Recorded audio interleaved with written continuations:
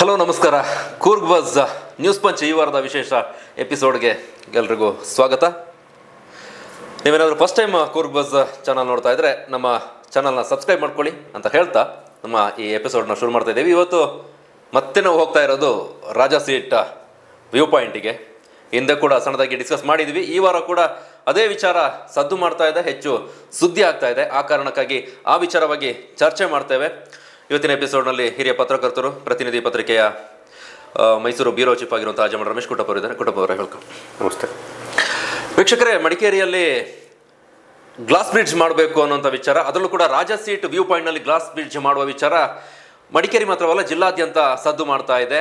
ಬೇರೆ ಬೇರೆ ಆಯಾಮಗಳಲ್ಲಿ ಈ ವಿಚಾರ ಚರ್ಚೆ ಆಗ್ತಾ ಇದೆ.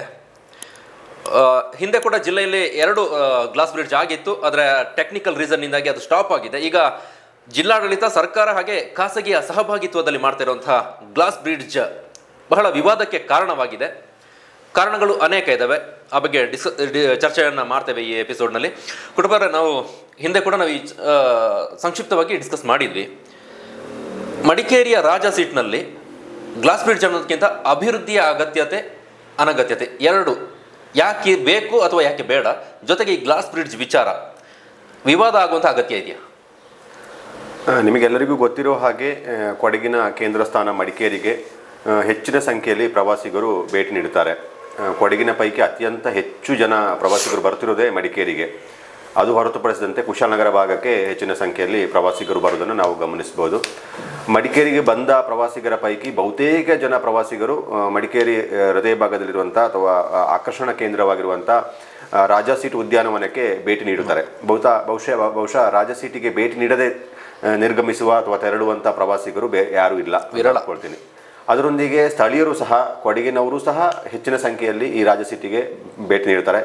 ಮಡಿಕೇರಿಯಲ್ಲಿ ವಾಸಿಸಿರುವವರು ಸಹ ಬೆಳಗಿನ ವಾಕಿಂಗ್ ಇರ್ಬೋದು, ಸಂಜೆ ವಾಕಿಂಗ್ ಇರ್ಬೋದು, ಅಥವಾ ಅವರಿಗೆ ಬೇಜಾರಾದಾಗ ಅಥವಾ ಏನೋ ಸಂದರ್ಭಗಳಲ್ಲಿ, ಬಹುತೇಕ ಸಂದರ್ಭದಲ್ಲಿ ಅವರು ಸಹ ಈ ರಾಜಾ ಸೀಟ್ ಉದ್ಯಾನವನಕ್ಕೆ ಭೇಟಿ ನೀಡುತ್ತಾರೆ.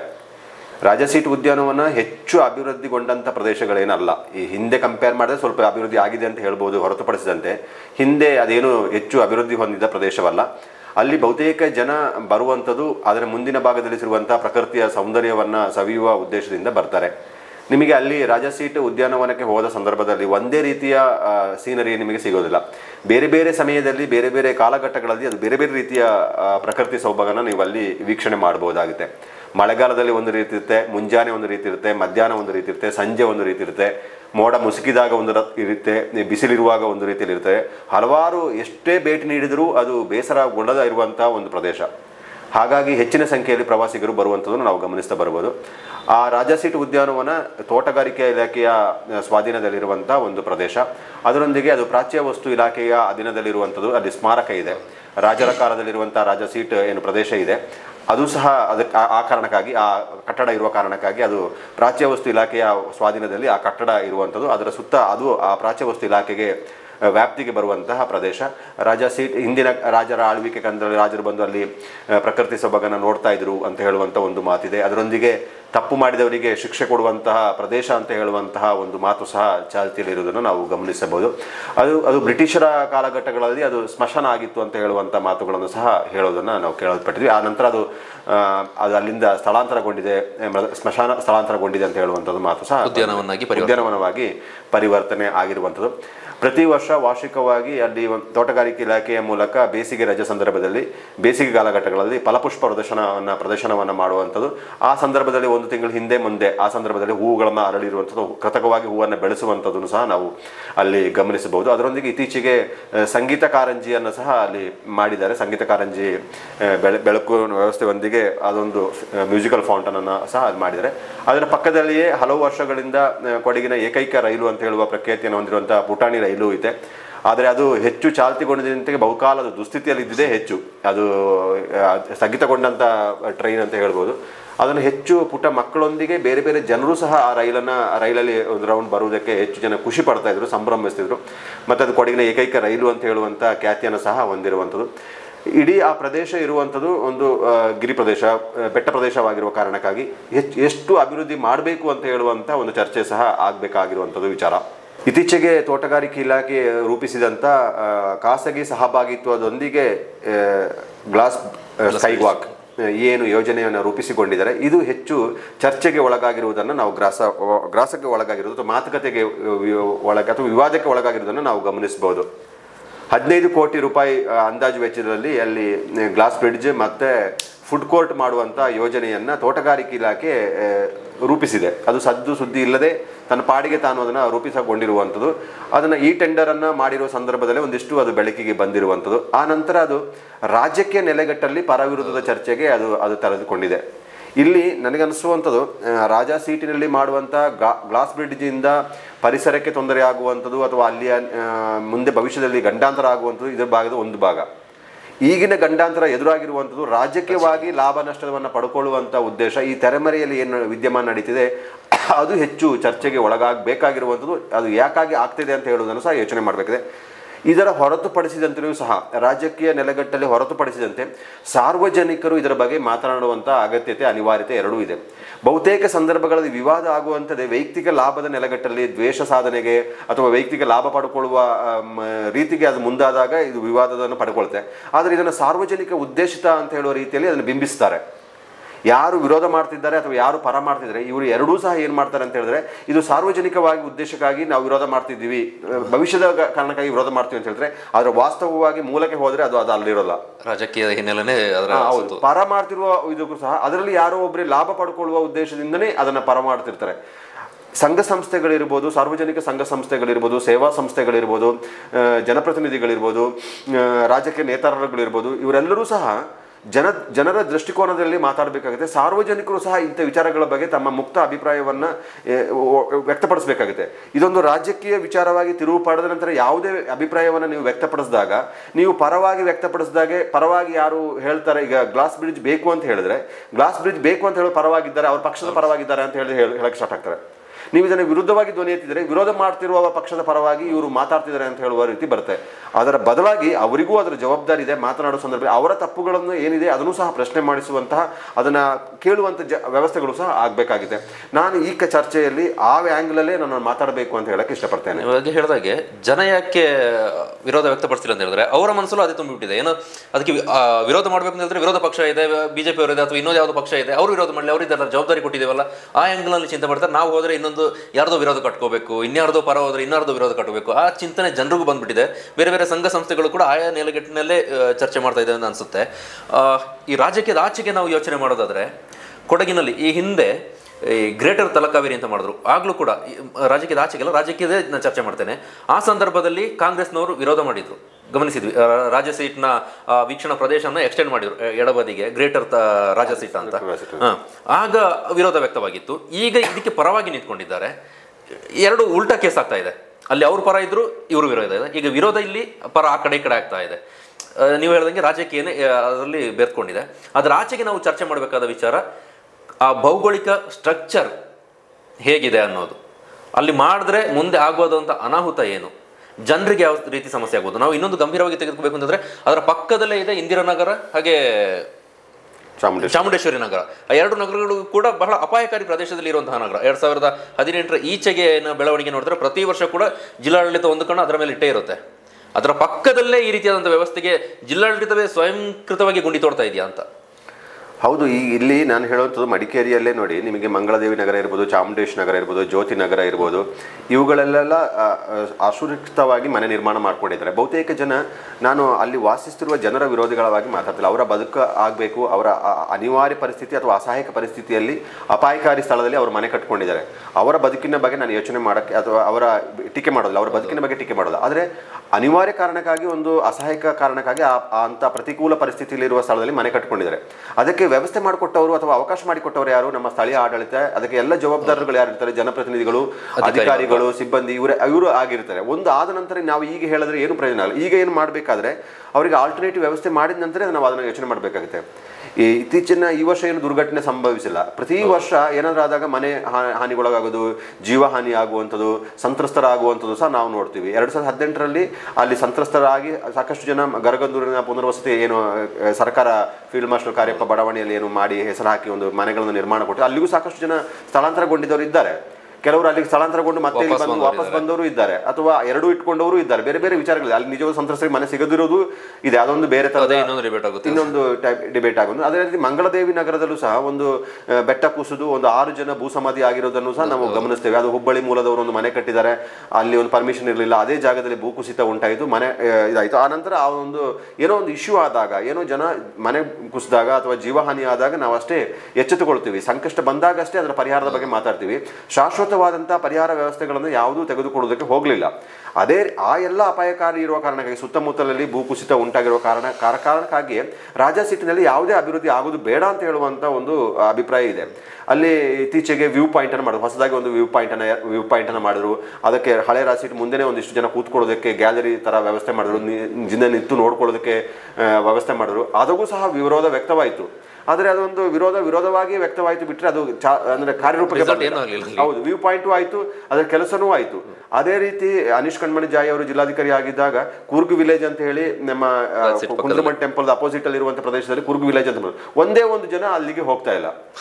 ಜಿಲ್ಲಾಧಿಕಾರಿಯ ಉದ್ದೇಶ ಅಥವಾ ಅದರ ಯೋಜನೆ ರೂಪಿತವಾದವರ ಉದ್ದೇಶ ಏನಿತ್ತು ಅಂತ ಹೇಳಿದ್ರೆ, ಈ ಜನ ಅಲ್ಲಿ ಬಂದು ಶಾಪಿಂಗ್ ಮಾಡಬೇಕು, ಕೊಡಗಿನ ಟ್ರೆಡಿಷನಲ್ ಏನು ಸಾಮಗ್ರಿಗಳಿದೆ, ಸಾಂಬಾರ್ ಪದಾರ್ಥಗಳಿರ್ಬೋದು, ಅದು ಬೇರೆ ಇಲ್ಲಿ ಏನೇನು ಪದಾರ್ಥಗಳು ಮಾರಾಟ ಮಾಡ್ತಾರೆ ಅದರಲ್ಲಿ ಸಿಗಬೇಕು, ಜನ ಅಲ್ಲಿ ಶಾಪಿಂಗ್ ಮಾಡಬೇಕು.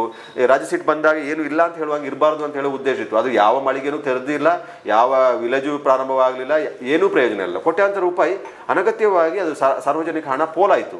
ಆ ಹಣ ಬಳಕೆ ಆಗಲಿಲ್ಲ. ಏನಕ್ಕೆ ಬಳಕೆ ಆಗಿಲ್ಲ ಅಂತ ಹೇಳಿದ್ರೆ, ಜನ ಮಾಡಿದ ನಂತರ ಜನ ಅಲ್ಲಿಗೆ ಬರುವ ರೀತಿಯಲ್ಲಿ ಏನೊಂದು ವ್ಯವಸ್ಥೆ ಮಾಡಲಿಲ್ಲ. ಆ ಥರ ಅದು ಪೂರಕವಾಗಿ ಸ್ಥಳ ಅಲ್ಲ ಅಂತ, ಜನ ಹೋಗಿ ಅಲ್ಲಿ ಶಾಪಿಂಗ್ ಮಾಡೋದಕ್ಕೆ ಪೂರಕವಾದ ಸ್ಥಳ ಅಲ್ಲ ಕಾರಣಕ್ಕಾಗಿ ಅದು ಆಗಿರ್ಲಿಕ್ಕಿಲ್ಲ. ಅಥವಾ ಪ್ರಾರಂಭಿಸಿದ ಕಾರಣಕ್ಕಾಗಿ ಅಷ್ಟು ಹಣ ಪೋಲಾಯಿತು, ವೇಸ್ಟ್ ಆಯಿತು. ಆನಂತರ ವ್ಯೂ ಪಾಯಿಂಟ್ ಮಾಡಿದ ನಂತರ ಒಂದಿಷ್ಟು ಜನ ಸ್ಪ್ರೆಡ್ ಆಗೋದಕ್ಕೂ ಸಾಧ್ಯ ಆಗಿದೆ. ಈಗ ನಾವು ಬರೀ ನಕಾರಾತ್ಮಕವಾಗಿ ಯೋಚನೆ ಮಾಡಬೇಕಾಗಿಲ್ಲ, ಸಕಾರಾತ್ಮಕವಾಗಿ ಯೋಚನೆ ಮಾಡಿದ್ರೆ ಒಂದಿಷ್ಟು ಜನ ಸ್ಪ್ರೆಡ್ ಆಗುವಂಗಾಗಿದೆ. ಕೇವಲ ಹಳೆಯ ರಾಜಸೀಟ್ಲಿ ಬಂದು ನಿಂತು ಜನಜಂಗುಳಿ ಆಗುವುದನ್ನು ತಪ್ಪಿಸುವ ರೀತಿಯಲ್ಲೂ ಸಹ ಅಲ್ಲಿ ಹೋಗುವಂಗಾಗಿದೆ. ಮೇಯ್ನ್ ಆಗಿ ರಾಜಸೀಟ್ಲಿ ನಾವು ಸೀನರಿ ನೋಡೋದೊಂದಿಗೆ ಸೂರ್ಯೋದಯ ಮತ್ತು ಸೂರ್ಯಾಸ್ತಮ ಮತ್ತು ಇದೆರಡನ್ನೂ ನೋಡುವುದಕ್ಕೆ ಜನ ಹೆಚ್ಚಿನ ಸಂಖ್ಯೆಯಲ್ಲಿ ಆ ಕ್ಷಣದಲ್ಲಿ ಅಲ್ಲಿರೋದಕ್ಕೆ ಬರ್ತಾರೆ. ಈ ಗ್ಲಾಸ್ ಬ್ರಿಡ್ಜ್ ಮಾಡುವ ಸಂದರ್ಭದಲ್ಲೂ ಏನು ಪ್ರಪೋಸಲ್ ಮಾಡಿದ್ರು ಸಹ ಅದು ಅಲ್ಲಿ ಅರ್ಹವಾಗಿದೆಯಾ, ಫೀಸಿಬಲ್ ಇದೆಯಾ ಅಂತ ಹೇಳೋದನ್ನ ಟೆಕ್ನಿಕಲ್ ಅವರು ತಿಳಿಸಬೇಕಾಗಿದೆ. ಇಲ್ಲಿ ತೋಟಗಾರಿಕೆ ಇಲಾಖೆಯವರು ಏನು ಪ್ರಾಜೆಕ್ಟ್ ಅನ್ನು ಮಾಡಿದ್ರೆ 15 ಕೋಟಿಯ ಯೋಜನೆಯನ್ನು ರೂಪಿಸ್ತಾರೆ, ಇದು ಸಾರ್ವಜನಿಕವಾಗಿ ಚರ್ಚೆ ಮಾಡೋದಕ್ಕೆ ಅವಕಾಶವೇ ಕೊಟ್ಟಿಲ್ಲ ಅವರು. ಯೋಜನೆಯಲ್ಲಿ ಏನೇನಿದೆ, ಎಷ್ಟು ಉದ್ದದ ಗ್ಲಾಸ್ ಬ್ರಿಡ್ಜ್ ನಿರ್ಮಾಣ ಮಾಡ್ತಾರೆ, ಎಷ್ಟು ಎತ್ತರ ಬರುತ್ತೆ, ಯಾವ ಸ್ಪಾಟ್, ಎಲ್ಲಿ, ಏನು ಅಂತ ಹೇಳೋದನ್ನ ಸಾರ್ವಜನಿಕವಾಗಿ ಚರ್ಚೆಗೆ ಒಳಪಡಿಸುವಂಥ ಪ್ರದೇಶವಾಗಿದೆ. ಸೂಕ್ಷ್ಮ ಪ್ರದೇಶವಾಗಿರೋ ಕಾರಣಕ್ಕಾಗಿ ಸಾರ್ವಜನಿಕರ ಚರ್ಚೆಗೆ ಒಳಪಡಿಸಬೇಕಾಗಿತ್ತು. ಅಲ್ಲಿ ಗ್ಲಾಸ್ ಬ್ರಿಡ್ಜ್ ಮಾಡ್ತೀವಿ ಅಂತ ಆದರೆ ಆ ಗ್ಲಾಸ್ ಬ್ರಿಡ್ಜ್ಗೆ ಏನೇನಿದೆ, ಅಲ್ಲಿ ಯಾವ ರೀತಿ ಮಾಡಬಹುದು, ಯಾವ ರೀತಿ ಅಪಾಯ ಆಗೋಲ್ಲ ಅಂತ ಹೇಳೋದನ್ನ ಸಮರ್ಥನೀಯವಾದಂಥ ಅಂಶಗಳನ್ನು ಜನತೆ ಮುಂದೆ ಇಡಬೇಕಾಗಿತ್ತು. ಅದು ಸಾರ್ವಜನಿಕ ಈಗ ಯಾರೋ ಒಬ್ಬ ಟೆಕ್ನಿಕಲ್ ಆಗಿ ರಿಪೋರ್ಟ್ ಮಾಡುತ್ತೆ, ಆ ಟೆಕ್ನಿಕಲ್ ರಿಪೋರ್ಟ್ ಬಗ್ಗೆ ಖಾಸಗಿಯಲ್ಲಿರುವವರು ಸಹ ಅದನ್ನ ಅಭಿಪ್ರಾಯವನ್ನು ವ್ಯಕ್ತಪಡಿಸಬೇಕಾಗಿದೆ. ಪಬ್ಲಿಕ್ ಒಪಿನಿಯನ್ ಮುಕ್ತವಾದ ಚರ್ಚೆಗೆ ಒಳಪಡಿಸಬೇಕು. ಈಗ ಯಾರೋ ಸಾರ್ವಜನಿಕರು ಸಾರಾಸಗಟವಾಗಿ ಯಾವುದಾದ್ರೂ ಒಂದು ಯೋಜನೆಯನ್ನ ವಿರೋಧ ಮಾಡೋದು ಸಹ ಸರಿಯಲ್ಲ. ಕೊಡಗಿನಲ್ಲಿ ಇತ್ತೀಚಿನ ಒಂದು ಬೆಳವಣಿಗೆ ಅಂತಂದ್ರೆ ರಾಜಕೀಯ ದೃಷ್ಟಿಕೋನ, ಜನಪ್ರತಿನಿಧಿಗಳ ಪರ ವಿರುದ್ಧ ಈ ನೆಲಗಳೆಟ್ಟು ಇಟ್ಕೊಂಡು ಯಾವ್ದಾದ್ರು ಯೋಜನೆ ಬಂದ್ರೆ ಸಾರಾಸಗಟವಾಗಿ ಬೇಡ ಅಂತ ಹೇಳೋದು, ಅದು ಬೇಕು ಅಂತ ಲಾಭ ನಷ್ಟದ ಲೆಕ್ಕಾಚಾರ ಇಷ್ಟಕ್ಕೆ ಹೇಳ್ತಾರೆ. ಚರ್ಚೆ ಮಾಡೋದಿಲ್ಲ. ಯಾಕಾಗಿ ಬೇಕು ಅಂತ ಹೇಳೋರು ಯಾಕಾಗಿ ಬೇಕು ಅಂತ ಹೇಳ್ಬೇಕು. ನೀವು ಚರ್ಚೆನೇ ಮಾಡಬೇಡಿ, ಅದಕ್ಕೆ ಬೇಕು ಅಂತ ಹೇಳೋದು ಅಷ್ಟೇ ಆಗಲಿ, ಅಥವಾ ಬೇಡ ಅಂತ ಕಾರಣಕ್ಕಾಗಿ ನೀವು ಬೇಡ ಅಂತ ಒಂದೇ ಅಂಶ, ಬೇರೆ ಏನಕ್ಕೆ ಬೇಡ ಅಂತಲೂ ಹೇಳೋದಿಲ್ಲ. ಅದು ಪ್ರಕೃತಿಗೆ ಇದಾಗುತ್ತೆ, ಒಂದು 2-3 ಅಂಶನೂ ಹೇಳಿ ಅಷ್ಟೇ ಸಾರಾಸಗಟವಾಗಿ ಬೇಡ ಅಂತ ಹೇಳ್ಬಿಡ್ತಾರೆ. ಅದನ್ನು ಜನತೆ ಮುಂದೆ ತಿಳಿಸ್ಬೇಕಲ್ಲ. ಒಂದು ಸಮರ್ಥನೆ ಮಾಡುವ ರೀತಿಯಲ್ಲಿ ನಮ್ಮ ಮಾತುಗಳು ಅಥವಾ ವಿಚಾರಗಳನ್ನ ಜನತೆ ಮುಂದೆ ತೆರೆದಿಡುವ ಕೆಲಸಗಳನ್ನು ಯಾವ ಸಂದರ್ಭದಲ್ಲೂ ಅದು ಕೆಲಸ ಮಾಡುವಂಥದ್ದು. ಈಗ ಹಿರಿಯ ರಾಜಕಾರಣಿಗಳು ಆಗಿರುವಂಥ ಮಾಜಿ ಸಚಿವರು, ಕಾನೂನು ಸಚಿವರು ಆಗಿರುವಂಥ MC ನಾಣೆ ಅವರು ಪ್ರಥಮವಾಗಿ ಪ್ರಾರಂಭಿಕವಾಗಿ ಧ್ವನಿ ಎತ್ತಿದ್ದು ಅವರು. ಅಲ್ಲಿ ಯಾವುದೇ ಅಭಿವೃದ್ಧಿ ಕೆಲಸಗಳು ಬೇಡ ಅಂತ ಹೇಳುವಂಥ, ಜನಜಂಗುಳಿ ಆಗುತ್ತೆ ಅಥವಾ ಆ ಬೆಟ್ಟಗುಡ್ಡ ಪ್ರದೇಶ ಆಗಿರೋದು ಅಪಾಯಕಾರಿ ಆಗುತ್ತೆ ಅಂತ ಹೇಳುವ ಮಾತನ್ನ ಅವರು ಪ್ರಥಮವಾಗಿ ಅದನ್ನು ಧ್ವನಿ ಎತ್ತಿರು. ಆ ನಂತರ ಅದು ಕಾಂಗ್ರೆಸ್ ಮತ್ತು ಬಿಜೆಪಿ ಈ ವಾರದಲ್ಲಿ ನಡೆದಿರುವಂಥದ್ದು ಕಾಂಗ್ರೆಸ್ ಮತ್ತು ಬಿಜೆಪಿ ನೆಲೆಗಟ್ಟಲ್ಲಿ ಅದು ಚರ್ಚೆ ಆಗಿರುವಂಥದ್ದು. ಮಡಿಕೇರಿ ನಗರಸಭೆ ತುರ್ತಾಗಿ ಈ ಯೋಜನೆಗೆ ಸಂಬಂಧಪಟ್ಟ ಹಾಗೆ ನಿರ್ಣಯ ತೆಗೆದುಕೊಳ್ಳೋದಕ್ಕಾಗಿ ತುರ್ತು ಸಭೆನ ನಮ್ಮ ಗಮನಕ್ಕೆ ತರದೆ ಈ ಯೋಜನೆಯನ್ನು ರೂಪಿಸಿದೆ ಅಂತ ಹೇಳಿ ಅದೇ ನಗರಸಭೆ ಯೋಚನೆ ಮಾಡಬೇಕಾಗುತ್ತೆ. ಜಿಲ್ಲಾಧಿಕಾರಿ ತಡೆಗೋಡೆಯನ್ನ ಜರ್ಮನ್ ಟೆಕ್ನಾಲಜಿ ಅಂತ ಹೇಳಿ 7 ಕೋಟಿಯನ್ನು ಮಾಡಿ ಆ ಹಣ ಪೋಲಾಗಿದೆ, ಅಪಾಯಕಾರಿ ಬಂದಿದೆ, ಅದ್ರ ಬಗ್ಗೆ ಯಾವ ಚರ್ಚೆಯನ್ನು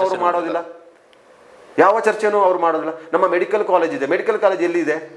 100 ಕಟ್ಟಡಗಳನ್ನು ನಿರ್ಮಾಣಗೊಂಡಿದೆ ಅಲ್ವಾ, ಅದು ಎಲ್ಲಿದೆ? ಬೆಟ್ಟ ಪ್ರದೇಶದ ಮೇಲೆ ಇರೋದಲ್ಲ. ಹಲವಾರು ವಿದ್ಯಾಸಂಸ್ಥೆಗಳು ಎಲ್ಲಿದೆ? ಬೆಟ್ಟ ಪ್ರದೇಶಗಳಲ್ಲಿ ಇದಲ್ಲ. ಈಗ ಹಲವು ಅಪಾಯಕಾರಿ ಸ್ಥಳಗಳನ್ನು ಇದೆ. ಇದನ್ನು ತಡೆಯೋದಕ್ಕೆ ಎಷ್ಟು ಮಾಡಿದ್ದಾರೆ? 2018ರಲ್ಲಿ ಪ್ರಕೃತಿ ವಿಕೋಪ ನಡೆದ ನಂತರ ತಜ್ಞರುಗಳು ಬಂದು ಸರ್ಕಾರಕ್ಕೆ ಒಂದು ವರದಿ ಕೊಟ್ಟರು, ಎಲ್ಲೆಲ್ಲಿ ಅಪಾಯಕಾರಿ ಸ್ಥಳಗಳಿದೆ ಅಂತ ಹೇಳಿ. ಇದರ ಬಗ್ಗೆ ಜಿಲ್ಲಾಡಳಿತ ಆದರೂ ಏನು ಕ್ರಮ ತೆಗೆದುಕೊಂಡಿದೆ? ಅಪಾಯಕಾರಿ ಸ್ಥಳಗಳನ್ನ ಮಾಡೋದಕ್ಕೆ, ಅಲ್ಲಿ ಯಾವುದೇ ನಿರ್ಮಾಣ ಕಾಮಗಾರಿ ಆಗದ ರೀತಿಯಲ್ಲಿ ನೋಡ್ಕೊಳ್ಳೋದಕ್ಕೆ ಏನು ಕ್ರಮವನ್ನು ತೆಗೆದುಕೊಂಡಿದೆ? ಯಾವ ಕ್ರಮನೂ ತೆಗೆದುಕೊಂಡಿದೆ. ಮಡಿಕೇರಿ ನಗರ ವ್ಯಾಪ್ತಿಯಲ್ಲೇ ಈಗಾಗಲೇ ಇರುವ ಪ್ರದೇಶಗಳೇ ಅಪಾಯಕಾರಿ ಇರುವಾಗ ಮತ್ತಷ್ಟು ನಿರ್ಮಾಣ ಮಾಡುವುದರಿಂದ ಏನು ತೊಂದರೆ ಆಗುತ್ತೆ ಅಂತ ಹೇಳೋದನ್ನ ಎಷ್ಟು ಮಟ್ಟಕ್ಕೆ ಕ್ರಮ ತೆಗೆದುಕೊಂಡಿದ್ದಾರೆ? ಮಡಿಕೇರಿಯಲ್ಲಿ ಒಂದು ಬಹುಮಾಡಿ ಕಟ್ಟಡವನ್ನು ಕಟ್ಟಿದ್ರು, 9 ಅಂತಸ್ತಿನ ಕಟ್ಟಡವನ್ನು. ಇದರಲ್ಲಿ ವೈಯಕ್ತಿಕವಾಗಿ ಹಣವನ್ನು ತೆಗೆದುಕೊಂಡ್ರು ಬಿಟ್ಟರೆ ಆ ಕಟ್ಟಡವನ್ನು ಸಂಬಂಧಪಟ್ಟ ಇವರೇನು ಜವಾಬ್ದಾರಿ ನೀಡಿದ್ರು? ಯಾರೋ ಸಾಮಾಜಿಕ ಕಾರ್ಯಕರ್ತ ಅದರ ಬಗ್ಗೆ ಕೋರ್ಟಿಗೆ ಓಡಾಡೋದು, ಇಲಾಖೆಗಳು ಅವರು ಮಾಡುವಂಥ ಕಾಳಜಿಯನ್ನು ಇವರು ಮಾಡಲಿಲ್ಲ. ಇವ್ರು ಮಾಡ್ಕೊಂಡಿದ್ದೇನೆ ಹಣ ಮಾಡಿಕೊಳ್ಳುವ ವ್ಯವಹಾರಗಳಿಗೆ ಅಷ್ಟೇ ಕೈ ಕೊಟ್ಟಿರುವುದು. ಹೈದರಾಬಾದ್ ಮೂಲದವರು ರಾಜಶೀಟ್ಲ ಒಂದು ದೊಡ್ಡ ಕಟ್ಟಡ ಕಟ್ಟಿದ್ದಾರೆ. ಇದಕ್ಕೆ ಎಷ್ಟೆಷ್ಟು ಕಿರುಕುಳವನ್ನು ಯಾರ್ಯಾರು ನೀಡುತ್ತಿದ್ದಾರೆ, ಯಾವ ಕಾಲಘಟ್ಟ ನೀಡಿದ್ದಾರೆ? 4-5 ಟರ್ಮ್ನ ಜನಪ್ರತಿನಿಧಿಗಳು ಬಂದಿದ್ದಾರೆ.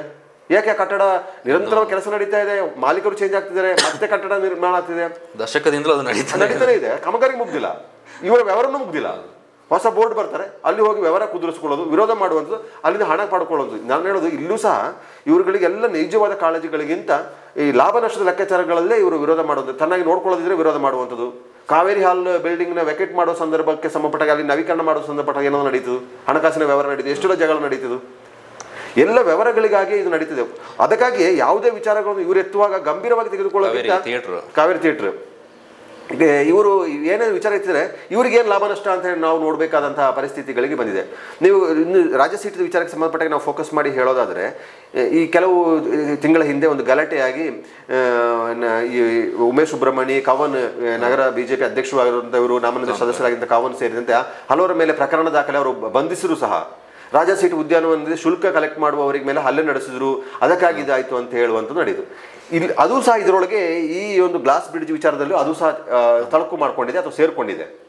ಯಾವ ರೀತಿ ಅದು ಹೇಗೆ ಅಂತ ಹೇಳಿದ್ರೆ, ಇವರು ಬೇನಾಮಿಯಾಗಿ ಇಲ್ಲಿ ರಾಜಸೀಟದಲ್ಲಿ ವಾಹನ ಮುಂಭಾಗದ ಪ್ರದೇಶದಲ್ಲಿ ವಾಹನ ನಿಲುಗಡೆ ಪ್ರದೇಶದಲ್ಲಿ ಶುಲ್ಕ ವಸೂಲಿ ಮಾಡುವಂಥ ಪ್ರದೇಶಗಳ ಗುತ್ತಿಗೆ ಪಡ್ಕೊಳ್ಳುವ ವಿಚಾರಕ್ಕೆ ಸಂಬಂಧಪಟ್ಟ ಹಾಗೆ ಇದು ಒಂದು ದಂಧೆಗಳಾಗಿ ರೀತಿಯಲ್ಲಿ ಮಾರ್ಪಟ್ಟಿದೆ. ಯಾರೋ ಒಬ್ಬರು ಬೇನಾಮಿ ಹೆಸರಲ್ಲಿ ತಗೊಳ್ತಾರೆ, ಇದರ ಹಿಂದೆ ಅದನ್ನು ನಡೆಸ್ತಿರುವವರು ಬೇರೆ ಇರ್ತಾರೆ.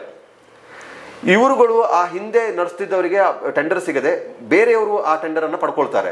ಇನ್ನೊಂದು ಅವಧಿ ಬಂದಾಗ, ಇನ್ನೊಂದು ವರ್ಷ ಬಂದಾಗ ತಗೊಳ್ಕೊಳ್ತಾರೆ. ಅದರಲ್ಲೂ ಸಹ ಇರುವಂಥವ್ರು ಯಾರು ಅಂತ ಹೇಳಿದ್ರೆ, ಅದನ್ನ ಮಾಹಿತಿ ಸಿಕ್ಕಿರುವಂತೆ ಅಂದರೆ ಕಾಂಗ್ರೆಸ್ನ ಒಬ್ಬ ಮುಖಂಡರು, ಸುಂಟಿಕೊಪ್ಪ ಭಾಗದ ಒಬ್ಬ ಮುಖಂಡರು, ಜಿಲ್ಲಾ ಪಂಚಾಯಿತಿಯ ಮಾಜಿ ಸದಸ್ಯರಾಗಿದ್ದಂಥ ಮುಖಂಡರ ಕಡೆಯವರು ಆ ಟೆಂಡರ್ ಅನ್ನು ಪಡ್ಕೊಂಡಿದ್ರು. ಈಗ ಅವರು ರೂಲಿಂಗ್ ಪಾರ್ಟಿಯಲ್ಲಿದ್ದಾರೆ. ಇವರು ಅವ್ರನ್ನ ಪ್ರಶ್ನೆ ಮಾಡಿದರೆ ಸಂಘರ್ಷವಾಗಿದೆ, ಪ್ರಭಾವ ಬೀರಿ ಅವ್ರ ಮೇಲೆ ಪ್ರಕರಣ ದಾಖಲಿಸಿ ಅವರು ಜೈಲಿಗೆ ಹೋಗುವ ರೀತಿಯಲ್ಲಿ ಮಾಡಿದರೆ ಆ ಒಂದು ಅಂಶ ಸಹ ಇದರೊಳಗೆ ಆಗಿದೆ ಅಂತ ಹೇಳುವಂಥದ್ದು. ಹೇಗೆ ಆಗಿದೆ ಅಂತ ಹೇಳಿದ್ರೆ, ಈ ಟೆಂಡರ್ ಮೂಲಕ ಏನು ಇದರ ಟೆಂಡರ್ ಪ್ರಕ್ರಿಯೆ ನಡೆದಿದೆ, ಈ ಟೆಂಡರ್ ಅಲ್ಲಿ ಪಾಲ್ಗೊಂಡಿರುವವರು ಸಹ ಯಾರು ಅಂತ ಹೇಳಿ ಸೂಕ್ಷ್ಮವಾಗಿ ಗಮನಿಸಿದಾಗ ಈ ಕಾಂಗ್ರೆಸ್ ಮುಖಂಡರುಗಳು ಯಾರಿದ್ದಾರೆ ಅವರು ಟೆಂಡರ್ ಅನ್ನು ಹಾಕಿದ್ದಾರೆ. ಸುಂಟಿಕೊಪ್ಪ ಮೂಲದ ಕಾಂಗ್ರೆಸ್ ಮುಖಂಡರು ಯಾರಿದ್ದಾರೆ, ಮಡಿಕೇರಿ ಮೂಲದ ಒಬ್ಬರು ಮುಖಂಡರು ಇದ್ದಾರೆ, ಒಬ್ಬರು ಜನಪ್ರತಿನಿಧಿ, ಪ್ರಭಾವಿ ಅಥವಾ ಮಹತ್ವದ ಜನಪ್ರತಿನಿಧಿ ಸಹ ಇದರೊಳಗೆ ಇದ್ದಾರೆ ಅಂತ ಹೇಳುವಂಥ ಮಾಹಿತಿ ಇದೆ. ಇವರು ಈ ಟೆಂಡರ್ ಅನ್ನು ಪಡ್ಕೊಳ್ಳೋದಕ್ಕೆ, ಈ ಗ್ಲಾಸ್ ಬ್ರಿಡ್ಜ್ ಅನ್ನ ವ್ಯವಹಾರವನ್ನು ಕುದುರಿಸಿಕೊಳ್ಳೋದಕ್ಕೆ ಮಾಡ್ತಾ ಇದ್ದಾರೆ ಅಂತ ಹೇಳುವಂತ ಒಂದು ಅಂಶ. ನಮಗೆ ಬೇಕು ಅಂತ ಅವ್ರು ಮಾಡ್ತಾ ಇದ್ದಾರೆ, ಇವರು ಅವ್ರಿಗೆ ಕೊಡಬಾರ್ದು, ಅವ್ರಿಗೆ ತಪ್ಪಿಸಬೇಕು ಅಂತ ಹೇಳೋ ಕಾರಣಕ್ಕಾಗಿ ರಾಜಾ ಸೀಟಿನ ಬಗ್ಗೆ ಕಾಳಜಿಯನ್ನ ಇಲ್ಲಿ ಮುಂದೆ ಇಟ್ಟಿದ್ದಾರೆ. ಅದರೊಂದಿಗೆ ಇನ್ನೂ ಸೂಕ್ಷ್ಮವಾಗಿ ಗಮನಿಸ್ತಾ ಹೋದಾಗ ಅಥವಾ ಇದರ ಆಳಕ್ಕೆ ಇಳಿದು ಹೋದಾಗ ಇಡೀ ಗ್ಲಾಸ್ ಬ್ರಿಡ್ಜ್ ವ್ಯವಹಾರನೇ ಒಂದು ಗೋಲ್ಮಾಲ್ ರೀತಿಯಲ್ಲಿ ನಡೆದಿರುವಂಥದ್ದು. ಮಡಿಕೇರಿ ತೋಟಗಾರಿಕೆ ಇಲಾಖೆ ಮೂಲಕ ಈ ಟೆಂಡರ್ ಅನ್ನು ಕಾಲ್ಫರ್ ಮಾಡಿದ್ದಾರೆ. ಆದರೆ ಏನು ತಾಂತ್ರಿಕವಾಗಿ ಸ್ಥಳೀಯ ವಾರ್ತಾ ಇಲಾಖೆಗೆ ಜಾಹೀರಾತು ಕೊಟ್ಟು ಸ್ಥಳೀಯ ಪತ್ರಿಕೆಗೆ ಅಥವಾ ರಾಜ್ಯ ಮಟ್ಟದ ಪತ್ರಿಕೆಗಳಿಗೆ ಏನು ಜಾಹೀರಾತುಗಳನ್ನು ಕೊಡಬೇಕಾಗಿತ್ತು, ಆ ಪ್ರಕ್ರಿಯೆಗಳನ್ನು ಸಹ ಕ್ರಮಬದ್ಧವಾಗಿ ನಡೆದಿಲ್ಲ ಅಂತ ಹೇಳುವಂಥ ಒಂದು ಮಾಹಿತಿ. ಅಂದರೆ ಟೆಕ್ನಿಕಲ್ ಆಗಿ ಅದು ಒಂದು ತಾಂತ್ರಿಕ, ಜನತೆ ಗೊತ್ತಾಗಬಾರ್ದು, ಗೌಪ್ಯವಾಗಿ ಮಾಡಿದೆ. ಯಾಕೆಂದರೆ ಇದು ಯೋಜನೆಯನ್ನು ಯಾರೋ ಲಾಭಕ್ಕಾಗಿಯೇ ರೂಪಿಸ್ಕೊಂಡಿದ್ದಾರೆ. ಪ್ರವಾಸಿಗರು ಬರ್ತಾರೆ, ಅವರಿಗೆ ಏನಾದರೂ ಒಂದು ಆಕರ್ಷಣೆ ಸ್ಥಳ ಕೊಡಬೇಕು, ಅವರ ಆಕ್ಟಿವಿಟೀಸ್ಗೆ ಪೂರಕವಾಗಿ ಇರಬೇಕು ಅಂತ ಹೇಳೋದಕ್ಕಿಂತ ನಮಗೇನು ಲಾಭ ಆಗಬೇಕು, ಒಂದು ವ್ಯವಹಾರದ ಪ್ಲೇಸ್ ಆಗಿ ಅದನ್ನು ಬಳಸ್ಕೊಳ್ಳೋದಕ್ಕಾಗಿ ಈ ಯೋಜನೆಯನ್ನೇ ರೂಪಿಸ್ಕೊಂಡಾಗ ಕಾಣುತ್ತದೆ. ಮಡಿಕೇರಿ ತೋಟಗಾರಿಕೆ ಇಲಾಖೆಯಿಂದ ಆಗಬೇಕಾದ ಇದು ಕೇಂದ್ರ ತೋಟಗಾರಿಕೆ ಇಲಾಖೆಯಲ್ಲೇ ಇದು ರೂಪಿತಗೊಳ್ತಾ ಇದೆ. ನಿಮಗೆ ಇನ್ನೊಂದು ಆಶ್ಚರ್ಯ ಆಗಿರುವಂಥದ್ದು, ಈ ಟೆಂಡರ್ ಬಂದಿರ್ತದೆ, ಅಪ್ಲೈ ಮಾಡಿರ್ತಾರೆ, ಅದನ್ನು ಪ್ರೋಸೆಸ್ ಮಾಡ್ತಾರಲ್ಲ, ಅದು ಸಹ ಈ ಮಡಿಕೇರಿ ತೋಟಗಾರಿಕೆ ಇಲಾಖೆಯವರಿಗೆ ಏನೂ ಮಾಡಿಸೋಕ್ಕೆ ಆಗ್ತಿಲ್ಲ. ಇಡೀ ಟೆಕ್ನಿಕಲ್ ತಾಂತ್ರಿಕ ಅಂಶಗಳನ್ನ ಬೆಂಗಳೂರು ಕೇಂದ್ರ ಕಚೇರಿಗೆ ತೆಗೆದುಕೊಂಡು ಹೋಗಿದ್ದಾರೆ.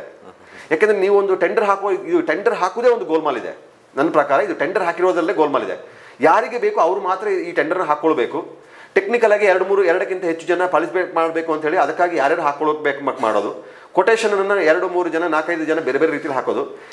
ಎಲ್ಲರೂ ಅವರೇ ಇರ್ತಾರೆ, ಯಾರೋ ಸಿಕ್ಕಿದ್ರೆ ಅವರೇ ನಡೆಸ್ತಾರೆ. ನೋಡುವಾಗ ಟೆಕ್ನಿಕಲ್ ಆಗಿ ಇರ್ತಾರೆ, ಯಾರೋ ಇರ್ತಾರೆ, ಕಾಳಪ್ಪ ಬೋಳಪ್ಪ ಇನ್ಯಾರೋ ಇರ್ತಾರೆ, ಯಾರಿಗೂ ಸಿಕ್ಕಿದ್ರೆ ಅವ್ರದೇ ವ್ಯವಸ್ಥೆಗಳು ಇರ್ತಾರೆ. ಯಾರು ಮೂಲವಾಗಿ ಬಂಡವಾಳ ಹೂಡ್ತಾರೆ ಅಥವಾ ಇದನ್ನು ನಡೆಸ್ತಾರೆ ಅವರು ತೋರಿಸ್ಕೊಳ್ಳೋಕ್ಕಿಂತ ಬೇರೆಯವರ ಹೆಸರಿನಲ್ಲಿ ಇದನ್ನು ನೋಡ್ಕೊಳ್ತಾರೆ. ಈವನ್ ನಗರಸಭೆಯ ಮಾಜಿ ಅಧ್ಯಕ್ಷರು ಒಬ್ಬರು ಸಹ ಇದರಲ್ಲಿ ಟೆಂಡರ್ದಾರರು ಅಂತ ಹೇಳುವಂತಹ ಮಾಹಿತಿ, ಅಂದರೆ ಟೆಂಡರ್ ಹಾಕಿರುವಂಥದ್ದು ಸಹ ಇದೆ. ಅದು ಟೆಕ್ನಿಕಲ್ ಅಪ್ರೂವಲ್ ಅಂತ, ಯಾಕೆಂದ್ರೆ ನೋಡಿ ಇಲ್ಲಿ ಈಗ ನಿಮಗೆ ಅಲ್ಲಿ ಗೊತ್ತಾದಾಗ ಯಾರಿಗೆ ಮಾಡ್ಕೊಳ್ಬೇಕು, ಯಾರು ಟೆಂಡರ್ ಅಪ್ಲೈ ಮಾಡ್ಕೊಳ್ಬೋದು, ಅದನ್ನು ಯಾರು ತೆಗೆದುಕೊಳ್ಬೋದು ಅಂತ ಹೇಳ್ಬೋದು, ಮಾಡ್ಕೊಳ್ಳೋಕೆ ಒಂದು ವ್ಯವಸ್ಥೆಯನ್ನು ಮಾಡ್ಕೊಂಡಿದ್ದಾರೆ. ಈ ಇಡೀ ಗೋಲ್ಮಾಲ್ ಕಾರಣಕ್ಕಾಗಿಯೇ ಮಡಿಕೇರಿ ಕೊಡಗು ಜಿಲ್ಲೆ ತೋಟಗಾರಿಕೆ ಇಲಾಖೆ ಉಪನಿರ್ದೇಶಕರು ವರ್ಗಾವಣೆ ಮಾಡಿಕೊಂಡು ಇವತ್ತು ಹಾಸನಕ್ಕೆ ಹೋಗ್ಬಿಟ್ಟಿದ್ದಾರೆ. ಯೋಗೇಶ್ ಅವರು ಇಲ್ಲಿಂದ ಹೋಗಿದ್ದಾರೆ, ಅಂದ್ರೆ ನಮಗೆ ಸಾಹಸ ಬೇಡ ಅಂತ ಹೇಳುವಾಗ ಪಕ್ಕದ ಜಿಲ್ಲೆಗೆ ಅವರು ಉಪನಿರ್ದೇಶಕರಾಗಿ ಇಲ್ಲಿಂದ ಹೋಗಿದ್ದಾರೆ. ಆಗ ಇದು ಎಷ್ಟು ಮಟ್ಟದ ವ್ಯವಹಾರ ಇರ್ಬೋದು ಅಥವಾ ಎಷ್ಟು ಮಟ್ಟದ ಈ ವ್ಯವಹಾರ ಮಾಡ್ಕೊಂಡಿದ್ದಾರೆ ನೋಡಿ. ನನಗೆ ಮಾಹಿತಿ ಸಿಕ್ಕಿರುವ ರೀತಿಯಲ್ಲಿ ಇದು 15 ಕೋಟಿ ಅಂದ್ರೆ 15 ಕೋಟಿ ಅವರು ರೂಪಿತವಾದ ಯೋಜನೆಗೆ, ಫುಡ್ ಕೋರ್ಟ್ ಮತ್ತು ಗ್ಲಾಸ್ ಬ್ರಿಡ್ಜಿಗೆ 15 ಕೋಟಿಯಷ್ಟು ಖರ್ಚನ್ನು ಖಾಸಗಿಯವರು ಅದನ್ನು ವಿನಿಯೋಗಿಸ್ತಾರೆ. ಅವರಿಗೆ 20 ವರ್ಷಗಳವರೆಗೆ ಅದನ್ನು ಅವರಿಗೆ ಕೊಡ್ತಾರೆ ಲೀಸ್ಗೆ. 20 ವರ್ಷ ಅವರೇ ನಡೆಸುವಂಥದ್ದು, ಮೇಂಟೆನೆನ್ಸ್ ಮಾತ್ರ ಅಲ್ಲ, ಅವರ ಲಾಭ ನಷ್ಟದೆಲ್ಲ ಅವರೇ ತಗೊಳ್ಳುವಂಥದ್ದು. ಈ ಟೆಂಡರ್ ಅಲ್ಲಿ ಏನ್ ಮಾಡ್ಬೇಕು ಅಂದ್ರೆ ಅವರು ವಾರ್ಷಿಕವಾಗಿ ಎಷ್ಟು ದುಡ್ಡನ್ನ ಸರ್ಕಾರಕ್ಕೆ ಇಲಾಖೆಗೆ ಕೊಡ್ತಾರೆ ಅಂತ ಹೇಳುವ ಅಂಶವನ್ನ ಕೋಟ್ ಮಾಡಬೇಕು. ಈಗ ನಾನು ತಿಂಗಳಿಗೆ 1 ಲಕ್ಷ ಕೊಡ್ತೀನಿ ಅಥವಾ 2 ಲಕ್ಷ ಕೊಡ್ತೀನಿ ಅಂತ ಹೇಳೋದು ಅಥವಾ 10 ಲಕ್ಷ ಕೊಡ್ತೀನಿ ಅಂತ ಹೇಳಿದ್ರೆ ಕೊಟೇಶನ್ ಅನ್ನ ಇವರು ಟೆಂಡರ್ ಅಲ್ಲಿ ಇವ್ರು ಹಾಕಬೇಕಾಗುತ್ತದೆ. ಅದರ ಹಾಕುವ ಅಮೌಂಟನ್ನು ಅವರಿಗೆ ಮತ್ತೆ ಪಾವತಿ ಮಾಡಬೇಕಂತ ವ್ಯವಸ್ಥೆ ಮಾಡ್ಕೊಳ್ಳುವಂಥದ್ದು. ಖಾಸಗಿ ಸಹಭಾಗಿತ್ವ ಅಂದರೆ ಅವರೇ ಹಣ ಹಾಕ್ತಾರೆ, ಅವರೇ ನಿರ್ವಹಣೆ ಮಾಡ್ತಾರೆ, ಅವರೇ ಹಣ ಸಂಗ್ರಹ ಮಾಡ್ತಾರೆ, ಸರ್ಕಾರಕ್ಕೆ ಇಂತಿಷ್ಟು ಹಣವನ್ನು ಕೊಡ್ತಾರೆ. ಇದು ನಿಜವಾಗ್ಲೂ ಪಾರದರ್ಶಕವಾಗಿ ಮಾಡಿದ್ರೆ ದೊಡ್ಡ ಮೊತ್ತಕ್ಕೆ ಹೋಗುವಂತ ಚಾನ್ಸಸ್ ಇರ್ತದೆ. ಯಾವುದು ತಿಂಗಳಿಗೆ ಅಥವಾ ವಾರ್ಷಿಕವಾಗಿ ಇಲಾಖೆಗೆ ಕೊಡುವಂಥದ್ದನ್ನು ವಾರ್ಷಿಕವಾಗಿ ದೊಡ್ಡ ಮೊತ್ತದಲ್ಲಿ ಕೊಡುವಂತ ಮಾಡುದು. ಈಗ ನೋಡಿ, ನಾವೀಗ ಖಾಸಗಿ ಸಹಭಾಗಿತ್ವದಲ್ಲಿ ಎಕ್ಸ್ಪ್ರೆಸ್ ರೋಡ್ಗಳನ್ನು ಮಾಡ್ತಾರೆ. ಈಗ ಮೈಸೂರು ಬೆಂಗಳೂರು ಎಕ್ಸ್ಪ್ರೆಸ್ ವೇ ಮಾಡಿದರೆ ಅಲ್ಲಿ ಟೋಲ್ ಕಲೆಕ್ಟ್ ಮಾಡ್ಕೊಳ್ತಾರೆ, ಅವ್ರಿಗೆ ಇಷ್ಟು ವರ್ಷಕ್ಕೆ ಅಂತ ಅದನ್ನು ಕೊಟ್ಟಿರ್ತಾರೆ. ಹಾಗೇನೆ ಇದು ಖಾಸಗಿ ಸಹಭಾಗಿತ್ವದಲ್ಲಿ ಅವರೇ ಮಾಡಿ, ಅವರೇ ನಿರ್ವಹಣೆ ಮಾಡಿ ಅವರು ಮಾಡುವಂಥದ್ದು. ಆದರೆ ಇದನ್ನು ಮಾಡುವಾಗ ಬಹುಶಃ ಪಾರದರ್ಶಕವಾದಂಥ ವ್ಯವಸ್ಥೆಯನ್ನು ಅವರು ಪಾಲನೆ ಮಾಡಿಲ್ಲ. ಹೀಗಾಗಿ ಇದೊಂದು ವಿವಾದದ ಸ್ವರೂಪವನ್ನು ಇವತ್ತು ಪಡ್ಕೊಂಡಿರುವಂಥದ್ದನ್ನು ನಾವು ಇಲ್ಲಿ ಗಮನಿಸಬೇಕಾಗುತ್ತೆ. ಇದನ್ನು ಜಿಲ್ಲಾಡಳಿತ ಸಹ ಹೆಚ್ಚು ಮುತುವರ್ಜಿ ವಹಿಸಿ ಇದರ ಜನತೆಗೆ ಉತ್ತರದಾಯಿತ್ವ ಜಿಲ್ಲಾಡಳಿತಕ್ಕಿದೆ. ಈಗ ನಾವು ಹೇಳಬೇಕು ಅಂತ ಹೇಳಿದ್ರೆ, ನೀವು ಹೇಳಿದಾಗೇ ಪ್ರಾರಂಭಿಕವಾಗಿ ಚರ್ಚೆ ಮಾಡುವ ಸಂದರ್ಭದಲ್ಲೇ ಹೇಳಿದ್ರಿ 2 ಗ್ಲಾಸ್ ಬ್ರಿಡ್ಜ್ಗಳಾಯಿತು, ಆ ನಂತರ ಅದು ಸ್ಥಗಿತವಾಗಿದೆ ಅಂತ ಹೇಳುವಂಥದ್ದು. ಉಡತ್ಮೊಟ್ಟೆಯಲ್ಲಿ ಮಾಡಿದರು, ಇಡೀ ಹೇರಳ ಪ್ರಮಾಣ, ಬಹುಶಃ ಎಲ್ಲರೂ ಅಂದ್ಕೊಂಡ ಹಾಗೆ ಅವ್ರು ಏನು ಇನ್ವೆಸ್ಟ್ಮೆಂಟ್ ಮಾಡಿದ್ರೆ ಅಷ್ಟು ಅಮೌಂಟ್ ಬಂದಿರೋ ರೀತಿಯಲ್ಲಿ ಜನ ಅಲ್ಲಿಗೆ ಭೇಟಿ ನೀಡಿದ್ದಾರೆ. ಕ್ರೇಜ್ ಆಗಿತ್ತಲ್ಲ ರೀ, ಸೋಷಿಯಲ್ ಮೀಡಿಯಾದಲ್ಲಿ ವ್ಯಾಪಕವಾದ ಪ್ರಚಾರ ಆಯಿತು, ಜಂಗುಳಿಯೇ ಸೇರ್ತು. ಈಗಲೂ ಕ್ಲೋಸ್ ಆಗಿದ್ರು ಕೂಡ ಈಗಲೂ ಹೋಗ್ತಾ ಇದ್ದಾರೆ ಅಷ್ಟು ಮಟ್ಟದ ಅದು ಪ್ರಚಾರ ಆಗಿದೆ. ಅದು ಆ ನಂತರ ಅದರಿಂದ ಪ್ರಭಾವಿತರಾಗಿ ಕೇನಿಡುಗಣೆಯಲ್ಲೂ ಒಂದು ಗ್ಲಾಸ್ ಬ್ರಿಡ್ಜ್ ಅನ್ನು ಮಾಡಿದ್ರು. ಅಲ್ಲಿ ಸರ್ಕಾರಿ ಜಾಗದ ಒತ್ತುವರಿ ಇದೆ ಅಥವಾ ಸರ್ಕಾರದ ಅನುಮತಿಗಳ ಪ್ರಕ್ರಿಯೆಯಲ್ಲಿ ತೊಂದರೆ ಇದೆ ಅಂತ ಕಾರಣಕ್ಕಾಗಿ ಜಿಲ್ಲಾಡಳಿತ ಅದನ್ನು ಬಂದ್ ಮಾಡ್ತು. ಅದೇ ರೀತಿ ಅದು ಬಂದ್ ಮಾಡಿದಾಗ ಅದೇ ರೀತಿ ನಿಯಮವನ್ನು ಮಾಡಿ ಉಡತ್ಮಟ್ಟದೂ ಸ್ಟಾಪ್ ಮಾಡಿದ್ರು. ಜಿಲ್ಲಾಧಿಕಾರಿ ಹಲವು ಷರತ್ತುಗಳನ್ನು ವಿಧಿಸಿ ಈ ಷರತ್ತನ್ನು ಪಾಲನೆ ಮಾಡಿದ್ರೆ ಇದನ್ನ ಅನುಮತಿಯನ್ನು ಪಡ್ಕೊಳ್ಳೋ ಪ್ರೋಸೆಸ್ ಅನ್ನು ಮುಗಿಸ್ಕೊಂಡ್ರೆ ಅದನ್ನು ಮಾಡಬಹುದು ಅಂತ ಹೇಳುವ ರೀತಿಯಲ್ಲಿ ಮಾಡಿದ್ದಾರೆ. ಕೆಲವರು ಕೋರ್ಟಿಗೆ ಹೋಗಿದ್ದಾರೆ, ಕೋರ್ಟ್ ಸಹ ಜಿಲ್ಲಾಧಿಕಾರಿಗೆ ಈ ಬಗ್ಗೆ ಕ್ರಮ ತೆಗೆದುಕೊಳ್ಬೇಕು ಅಂತ ಹೇಳುವ ಆದೇಶವನ್ನು ಕೊಟ್ಟಿದೆ. ಅದಕ್ಕೆ ಪೂರಕವಾಗಿ ಇವರು ಷರತ್ತುಗಳನ್ನು ವಿಧಿಸಿ ಈ ಷರತ್ತುಗಳನ್ನು ನೀವು ಫುಲ್ಫಿಲ್ ಮಾಡಿದ್ರೆ ನಡೆಸಬಹುದು ಅಂತ ಹೇಳೋದನ್ನು ಹೇಳಿದರೆ, ಅದರೊಂದಿಗೆ ತಲಕಾವೇರಿಯಲ್ಲೂ ಸಹ ಒಂದು ಗ್ಲಾಸ್ ಬ್ರಿಡ್ಜ್ ಅನ್ನು ಮಾಡುವ ಪ್ರೋಸೆಸ್ ಅನ್ನ ಕೈಗೆತ್ತಿಕೊಳ್ಳೋದಾಗಿತ್ತು. ಅದೇ ರೀತಿ ಭಾಗಮಂಡಲದಲ್ಲೂ ಸಹ ಆಲ್ರೆಡಿ ಒಂದು ಗ್ಲಾಸ್ ಬ್ರಿಡ್ಜ್ ನಿರ್ಮಾಣಗೊಂಡಿದೆ. ಅದೇ ರೀತಿ ಬೋಯ್ಕೇರಿಯಲ್ಲೂ ಒಂದು ಖಾಸಗಿಯಾಗಿ ಒಂದು ಗ್ಲಾಸ್ ಬ್ರಿಡ್ಜ್ ನಿರ್ಮಾಣವಾಗಿರುವಂಥ ಅವರ ಖಾಸಗಿ ಜಾಗದಲ್ಲಿ ಆಗಿರುವಂಥದ್ದು. ಅದು ಸಹ ಸೋಷಿಯಲ್ ಮೀಡಿಯಾ ಒಮ್ಮೆ ಪ್ರವಾಸಿಗರು ಬಂದು ರೀಲ್ಸ್ ಮಾಡುವಂಥದ್ದು ಅಥವಾ ವಿಡಿಯೋ ಮಾಡಿ ಹಾಕಿರುವಂಥದ್ದು, ನಾವು ಅಲ್ಲಿ ಹೋಗಿದ್ದೀವಿ ಅಂತ ಹೇಳೋದನ್ನ ಅದು ಸಹ ಬಂದಿರುತ್ತೆ. ಒಂದು ಕ್ರೇಜ್ ಇದೆ, ಕೊಡಗಿನಲ್ಲಿ ಗ್ಲಾಸ್ ಬ್ರಿಡ್ಜ್ ಇದೆ ಅಂದರೆ ಅದು ವಿಶೇಷವಾದಂಥ ವಿಭಿನ್ನವಾದಂಥ ಅನುಭವ ನೀಡುವ ಕಾರಣಕ್ಕಾಗಿ ಅದರ ಮುಂದೆ ಪ್ರಕೃತಿಯನ್ನು ನೋಡುವ ಒಂದು ಅವಕಾಶ, ಅದ್ಭುತವಾದಂಥ ಅವಕಾಶ, ಒಂದು ಹೊಸ ಜಗತ್ತಿಗೆ ತೆರೆದುಕೊಳ್ಳೋದು ಅಂತ ಹೇಳೋ ಕಾರಣಕ್ಕೆ ಸ್ಥಳೀಯರು ಸೇರಿ ಪ್ರವಾಸಿಗರು ಸಹ ಬರ್ತಾರೆ. ತಲಕಾವೇರಿ ಕ್ಷೇತ್ರದಲ್ಲಿ ವ್ಯಾಪ್ತಿಯಲ್ಲಿ ಗ್ಲಾಸ್ ಬ್ರಿಡ್ಜ್ ತೆಗೆದುಕೊಳ್ಳುವ ಸಂದರ್ಭದಲ್ಲಿ ಸ್ಥಳೀಯ ಭಾಗಮಂಡಲ ಗ್ರಾಮ ಪಂಚಾಯತಿಯಿಂದ NOC ಪಡ್ಕೊಂಡಿಲ್ಲ ಅಂತ ಹೇಳುವಂಥದ್ದು ಒಂದು ಅಂಶ. ಮತ್ತೆ ಅದು ಪ್ರವಾಸಿ ಸ್ಥಾನ ಅಲ್ಲ, ಧಾರ್ಮಿಕ ಕ್ಷೇತ್ರ ಆಗಿರೋ ಕಾರಣಕ್ಕಾಗಿ ಅದನ್ನು ಪ್ರವಾಸೋದ್ಯಮ ನೆಲೆಗಟ್ಟಲೆ ನೋಡಬಾರ್ದು ಅಂತ ಹೇಳುವ ವಿರೋಧವನ್ನ ವ್ಯಕ್ತವಾದ ಕಾರಣಕ್ಕಾಗಿ ಅದು ಕಾಮಗಾರಿಯನ್ನು ಜಿಲ್ಲಾಡಳಿತವೇ ಅದನ್ನು ತಡೆ ಹಿಡಿಯುವಂಥ ಕೆಲಸವನ್ನ ಮಾಡಿತು.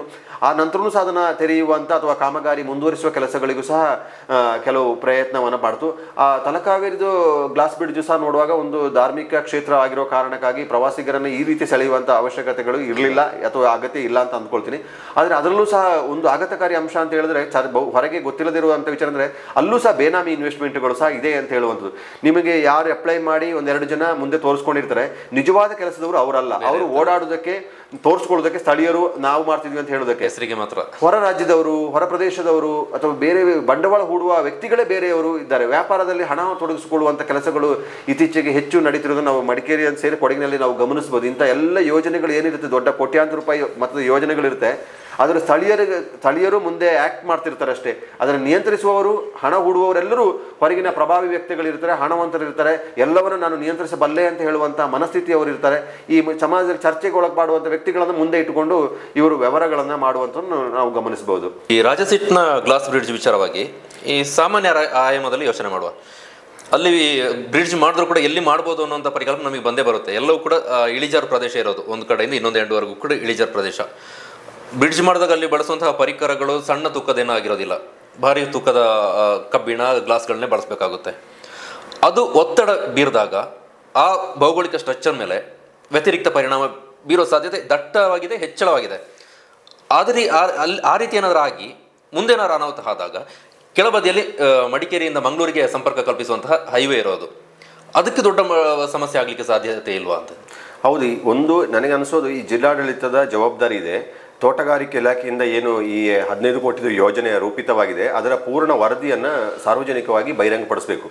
ಇಲ್ಲಿ ನೋಡಿ, ಅಫಿಷಿಯಲ್ ಆಗಿ ಯಾರೂ ಮಾತಾಡ್ತಿಲ್ಲ. ಈಗ ಇಷ್ಟೊಂದು ಬ್ರಿಡ್ಜ್ ಬಗ್ಗೆ ಪರ ವಿರುದ್ಧ ಚರ್ಚೆ ನಡೀತಾ ಇದೆ. ಅದೇ ಯೋಜನೆಯನ್ನು ರೂಪಿಸಿದವರು ಯಾವ ಮಾತನ್ನು ಹೇಳೋದಿಲ್ಲ. ಏನು ಯೋಜನೆ ಅಂತ ಹೇಳಿಲ್ಲ.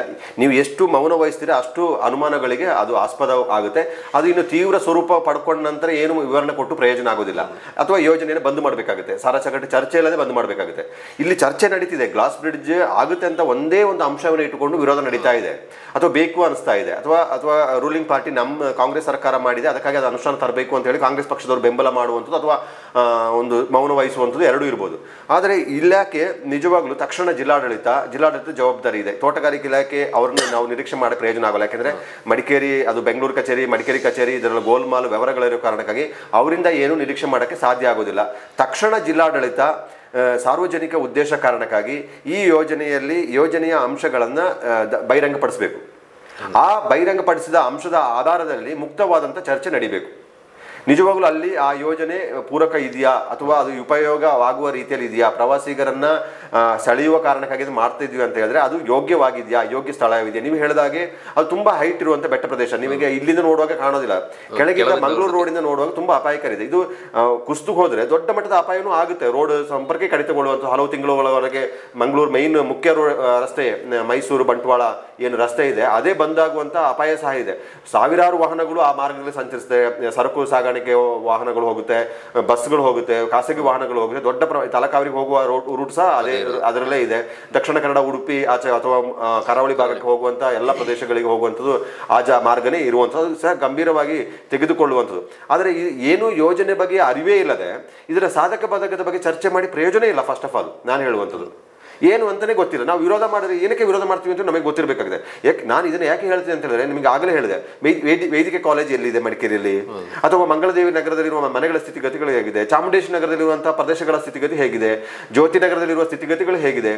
ಬಹುತೇಕ ಓವರಾಲ್ ಮಡಿಕೇರಿಯ ಕೆಲವು ಒಂದು 10% ಜಾಗ ಅಷ್ಟೇ ಸಮತಟ್ಟಿರುವಂಥದ್ದು, ವಿಶಾಲವಾಗಿರುವ ಪ್ರದೇಶಗಳಲ್ಲಿ ನಿರ್ಮಾಣ ಮಾಡಿರೋದು. ಬಹುತೇಕ ಎಲ್ಲ ಪ್ರದೇಶಗಳು ಅಪಾಯಕಾರಿ ಸ್ಥಳದಲ್ಲೇ ಇರುವಂಥದ್ದು. ಮಡಿಕೇರಿಯಿಂದ ನಿಮಗೆ ಸುತ್ತಮುತ್ತ ಸೀನರಿ ಕಾಣುವಂಥ ಪ್ರದೇಶಗಳು ಸಹ ಇರುವಂಥ ರೆಸಾರ್ಟ್ಗಳಿರ್ಬೋದು, ಮನೆಗಳಿರ್ಬೋದು, ಅದು ಸಹ ಅಪಾಯಕಾರಿಯೇ. ಹಾಗೆ ಹೋದರೆ ನಮಗೆ ಇಲ್ಲದೆ ಹೋದರೆ ಒಂದು ಮಾಡಬೇಕು, ಸರ್ಕಾರವೇ ಒಂದು ಅಧ್ಯಯನ ತಂಡವನ್ನು ಕಳಿಸಿ ಇಲ್ಲಿಯ ಭೌಗೋಳಿಕ ಪ್ರದೇಶ, ಇಲ್ಲಿ ಆಗುವಂಥ ಮಳೆ, ಇಲ್ಲಿಯ ಮಣ್ಣು, ಇಲ್ಲಿಯ ಭೌಗೋಳಿಕ ಪ್ರದೇಶದ ಸ್ಥಿತಿಗತಿಗಳನ್ನು ಅವಲೋಕನ ಮಾಡಿ ಒಂದು ವಾಸ್ತವವಾದಂಥ ವರದಿಯನ್ನು ಜನತೆ ಮುಂದೆ ಇಡಬೇಕು. ಈಗಾಗಲೇ ನಿರ್ಮಾಣ ಆಗಿರುವಂಥದ್ದು ಅಥವಾ ಇನ್ನೂ ನಿರ್ಮಾಣ ಆಗೋದ್ರಿಂದ ಆಗುವಂಥ ಅಪಾಯಕಾರಿಗಳನ್ನ ಭವಿಷ್ಯವನ್ನು ಗಮನ ಹರಿಸಬೇಕಾಗುತ್ತೆ. ಇದು ಬೆಂಗಳೂರು ಅಥವಾ ಮೈಸೂರು ರೀತಿಯಲ್ಲಿ ಸಮತಟ್ಟಿರುವ ಪ್ರದೇಶವಲ್ಲ, ಬಹುಮಾಡಿ ಕಟ್ಟಡವನ್ನು ಕಟ್ಟುವುದಕ್ಕೆ ಇದು ಸೂಕ್ತವಾದಂಥ ಪ್ರದೇಶಗಳಲ್ಲ. ಹಲವಾರು ಅಪಾಯಗಳು ಇಲ್ಲಿದೆ.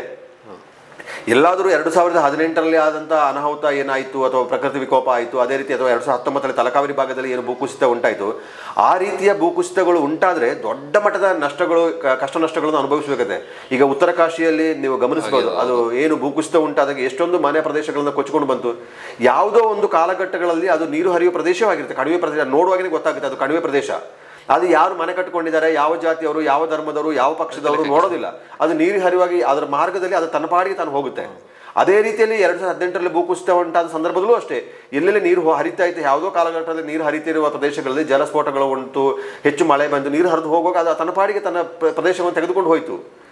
ಬೆಂಗಳೂರು ಸಹ ಅಷ್ಟೇ ನೋಡಿ, ಎಲ್ಲ ಕೆರೆ ಕಟ್ಟೆಗಳನ್ನ ಒತ್ತುವರಿ ಮಾಡ್ಕೊಂಡು ಮನೆ ಕಟ್ಕೊಂಡಿದ್ದಾರೆ.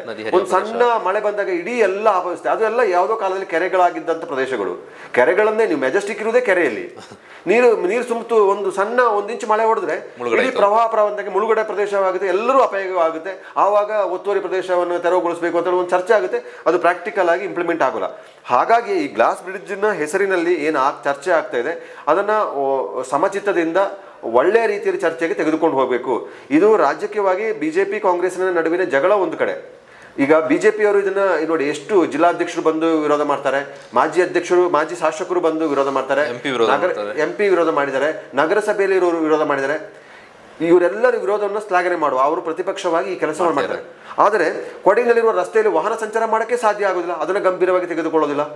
ಕಾಡಾನ ಸಮಸ್ಯೆಯಿಂದ ಇವತ್ತು ಬೆಳೆ ಬೆಳೆಯಕ್ಕಾಗ್ತಿಲ್ಲ, ಮನೆಯಿಂದ ಹೊರಗೆ ಬರಕ್ಕಾಗ್ತಿಲ್ಲ, ಪ್ರಾಣ ಹಾನಿ ನಡೀತಿದೆ, ನಿತ್ಯ ಅದೊಂದು ವಿಚಾರ ತರ ಆಗಿದೆ. ಇದನ್ನು ಗಂಭೀರವಾಗಿ ಆ ಪ್ರತಿಪಕ್ಷವಾಗಿ ತೆಗೆದುಕೊಳ್ಳೋದಿಲ್ಲ. ಜರ್ಮನಿ ಟೆಕ್ನಾಲಜಿ ಬಗ್ಗೆ ದುರುಪಯೋಗ ಆಗಿದೆ ಅಥವಾ ಕಮಿಷನ್ ವ್ಯವಹಾರ ದಂಧೆ ಆಗಿದೆ, ಅದು ಕುಸಿಯುವ ಹಂತಕ್ಕೆ ಹೋಗಿದೆ, ಜನ ತೊಂದರೆಗಳ ಯಾವ ವರ್ಷ ಬೇಕಾದರೂ ಅದು ಅಪಾಯ ಆಗ್ಬೋದು. ಶಾಶ್ವತವಾದಂಥ ಅಪಾಯ ಅದು 1 ವರ್ಷಕ್ಕೆ ಮುಗಿಯುವಂತಲ್ಲ. ಪ್ರತಿ ವರ್ಷದ ಮಳೆಗಾಲದಲ್ಲಿ ಅದು ಒಂದು ಅಪಾಯದಲ್ಲಿ ಮುನ್ಸೂಚನೆ ಅಪಾಯದ ಮುನ್ಸೂಚನೆ ಇಟ್ಕೊಂಡಿರುವಂಥ ಪ್ರದೇಶ. ಅದರ ಬಗ್ಗೆ ಮಾತಾಡೋದಿಲ್ಲ.